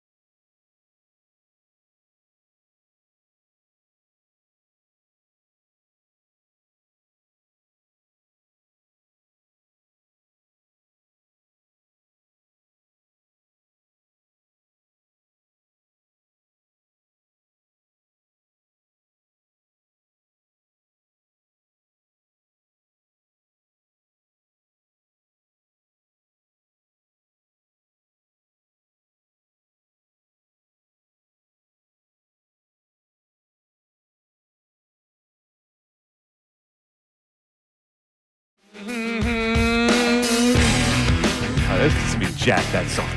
610-632-0975. Let's go to the text board, right? What we got on the text board? What are people saying? We got Cleve from Willingboro. We keep winning, meeting, and beating the standard, but the field goal post keeps being pushed back. When will the Birds be considered as we see them? Feels like 2017 all over again.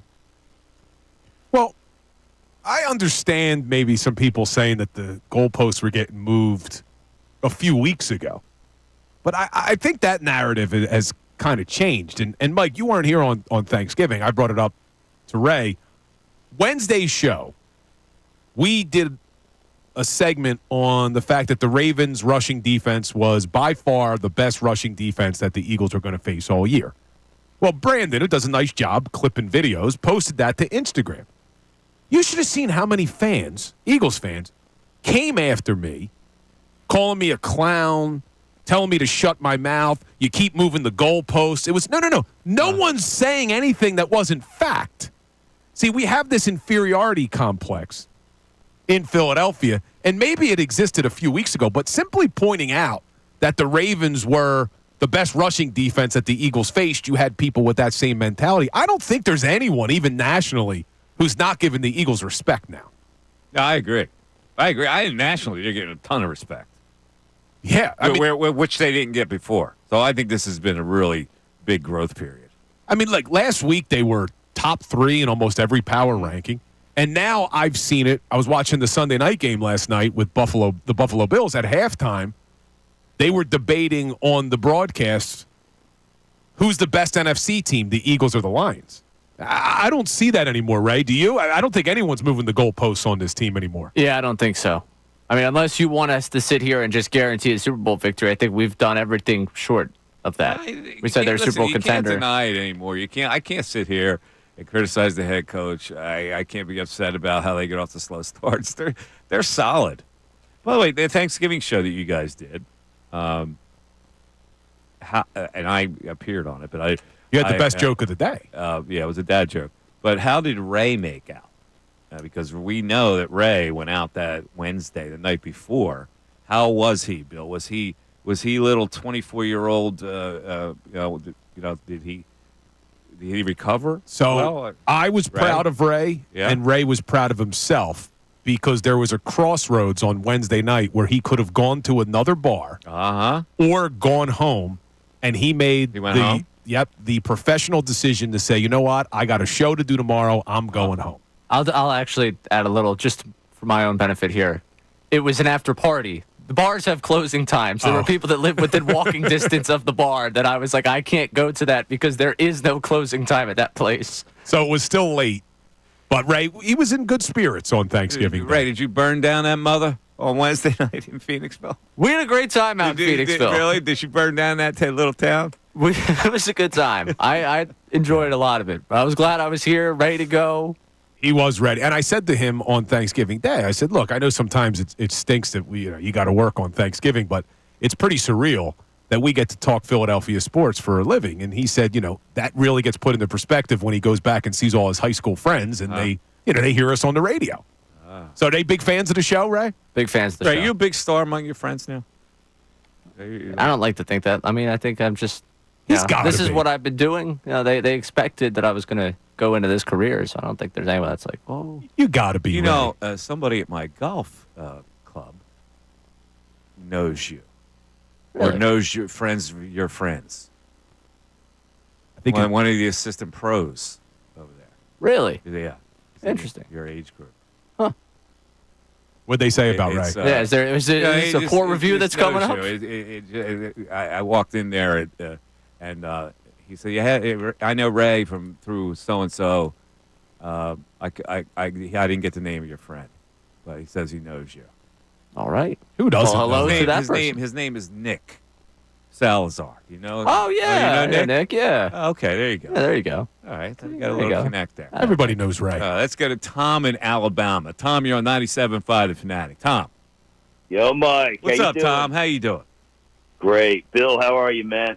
I'm doing well, Tommy. We got a Super Bowl contender in the city right now. Man, I got to tell you, from 2-2 to 10-2, 8 in a row, with everything that's happened, been a very strange season, but, man, that defense has made the difference. It's a lot better than they were at this point last year, a lot better. They got a guy that knows what he's doing. And DeJean sets the tone in the fourth quarter when he power drives Henry into the ground, brother. That's when it was done, okay? We went down there, and we not only won, we kicked our ass, and we've been kicking everybody's ass, and we've been staying on everybody's ass. And that Saquon Barkley, what a person, like you said, Bill. Nothing but a class act. He could have ran 200 up on the Giants tab down there. He didn't. He's a leader. I think he got Sirianni and Hurts in a room together and said, listen, boys, this is the way it's going to be. And ever since, it's been flow, go. Let's keep doing it, baby. Wow. How about you, Tom? See, Tom, Saquon could have gone to Whitehall College or something like. Don't make this about Penn State. Don't do it. Don't do it. Don't make it about Penn State, man. Come on, we're feeling good. We're feeling good. Mike, that was the only break I caught coming here as a kid. I got away. I was able to get away from people like James Franklin as the head coach for Penn State. Hey, there's your problem. I'll criticize Jimmy now. He's riding high. When they lose to Oregon, we'll criticize him. Don't worry, he'll blow it.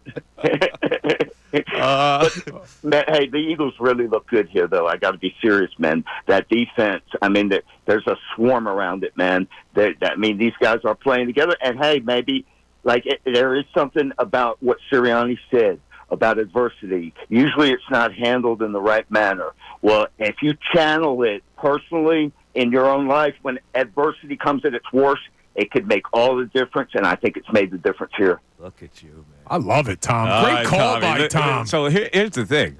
We didn't get any response to the notion that maybe the Eagles now have to think about a contract extension for your boy. We got a text for you on that. Oh, we do? All right. Let's get to the text board. I wait till completion of the season, which is most likely what was said. This way, Sirianni keeps that same focus. Pay the extra if he wins the bowl.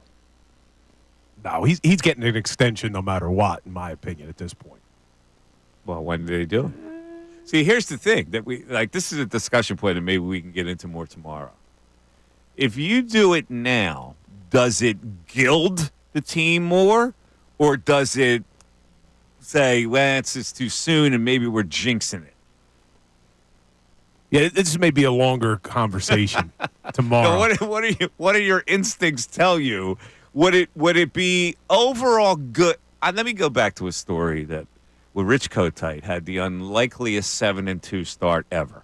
He was a total buffoon.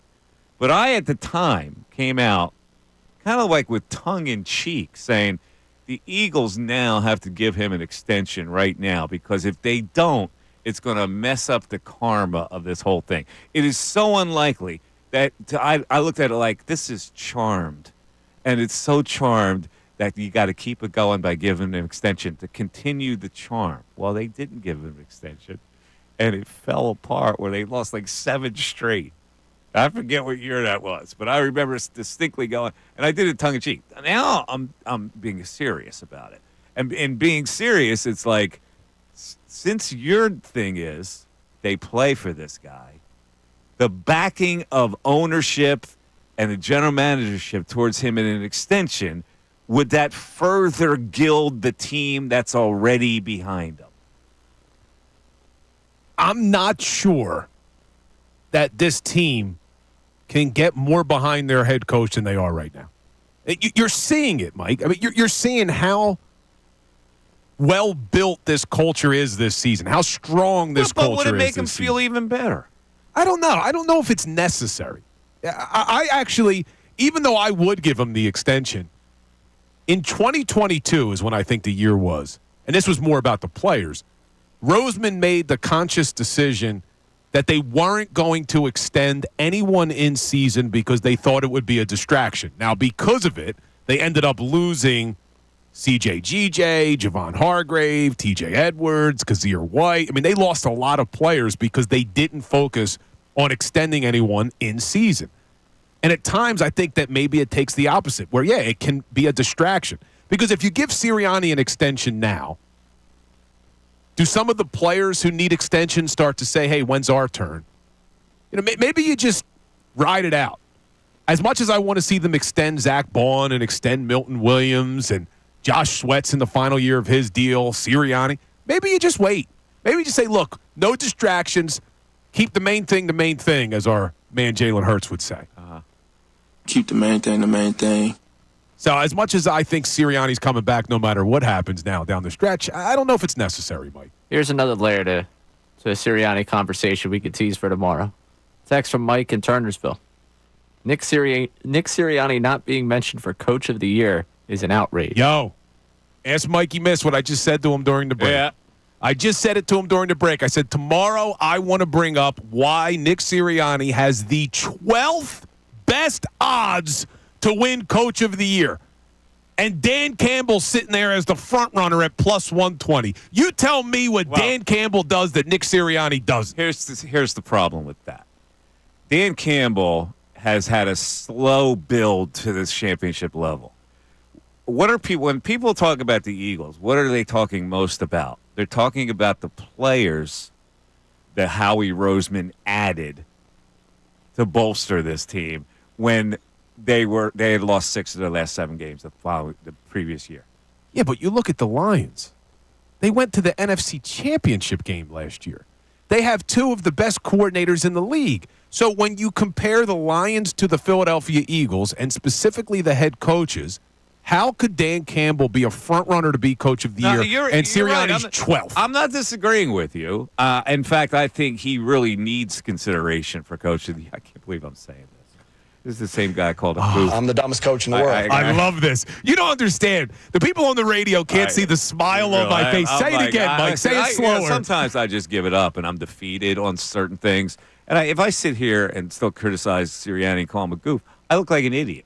So I can adapt that way. But when I'm talking about it objectively, if you're a voter, which I am not, I just think Sirianni should be considered. I just think that most people that I listen to say this is a Howie Roseman production. You heard it all over the broadcast of the game yesterday. Look, Howie Roseman deserves a ton of credit. Every move outside of the Bryce Huff move looks like a genius move this offseason. Saquon Barkley, drafting Quinion, drafting Cooper DeJean, drafting Jalix Hunt, bringing in Mekhi Becton at right guard, which we haven't even really talked about. Phenomenal move. It looks like everything that Howie Roseman has done. But you have seen teams in the past who have a lot of talent not have this level of success. To continue to ignore that the head coach's fingerprint is on this team is you being a goof if you feel that way. Listen, I'm just telling you what the perception would be. What's the most improved part of this Eagle team? What is their basis? It's the defense. Who is the defensive coordinator? The long time, and I heard Nance or Romo say as maybe a Hall of Fame defensive coordinator has coordinated the defense that is the basis of this team, which I think takes points away from Sirianni. Again, let's make the same argument about Dan Campbell then. He has no parts of the defense for the Detroit Lions. It's all Aaron Glenn. Dan Campbell has no parts of the offense. It's all Ben Johnson. But Aaron Glenn and Ben Johnson, as good as they are coordinating, don't have the Fangio rep. No, but what has Dan Campbell done? And maybe this is a conversation for tomorrow. It is a conversation for tomorrow. Why would Dan Campbell be favored over Nick Sirianni by, you're talking, Campbell's a plus 120. Sirianni's a plus 5,000 to win Coach of the Year. I get it. It's time for closing arguments. Now, closing arguments on the Mike Missanelli Show. Brought to you by Lowenthal and Abrams Injury Attorneys. Injured in an accident, call 800-876-LAWYER or visit LowenthalAbrams.com. Listen, man, the Eagles are good. That's my closing argument. They got down 9-0. It should have been 10-0. And after that, they made the Ravens offense look stupid.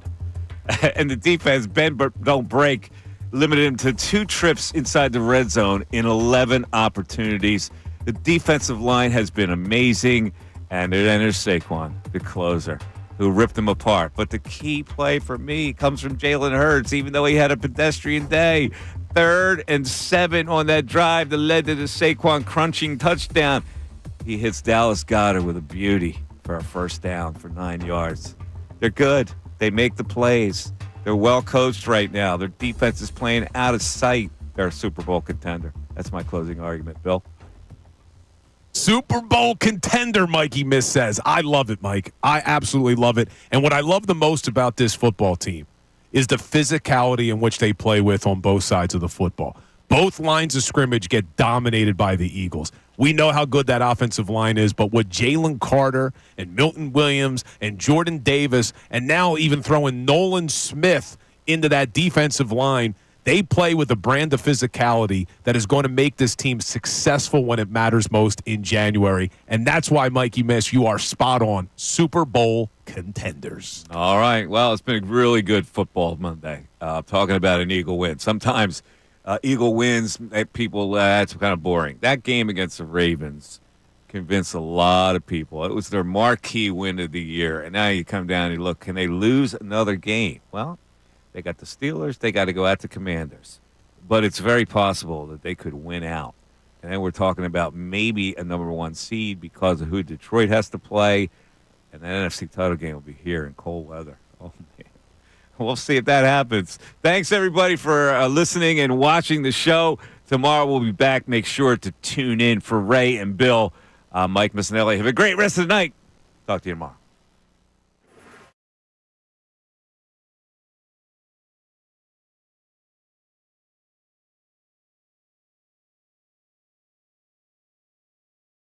Post-game, Jalen Hurts had high praise for his defense. The defense deserves a lot of credit to the dynamic quarterback over there, dynamic running back.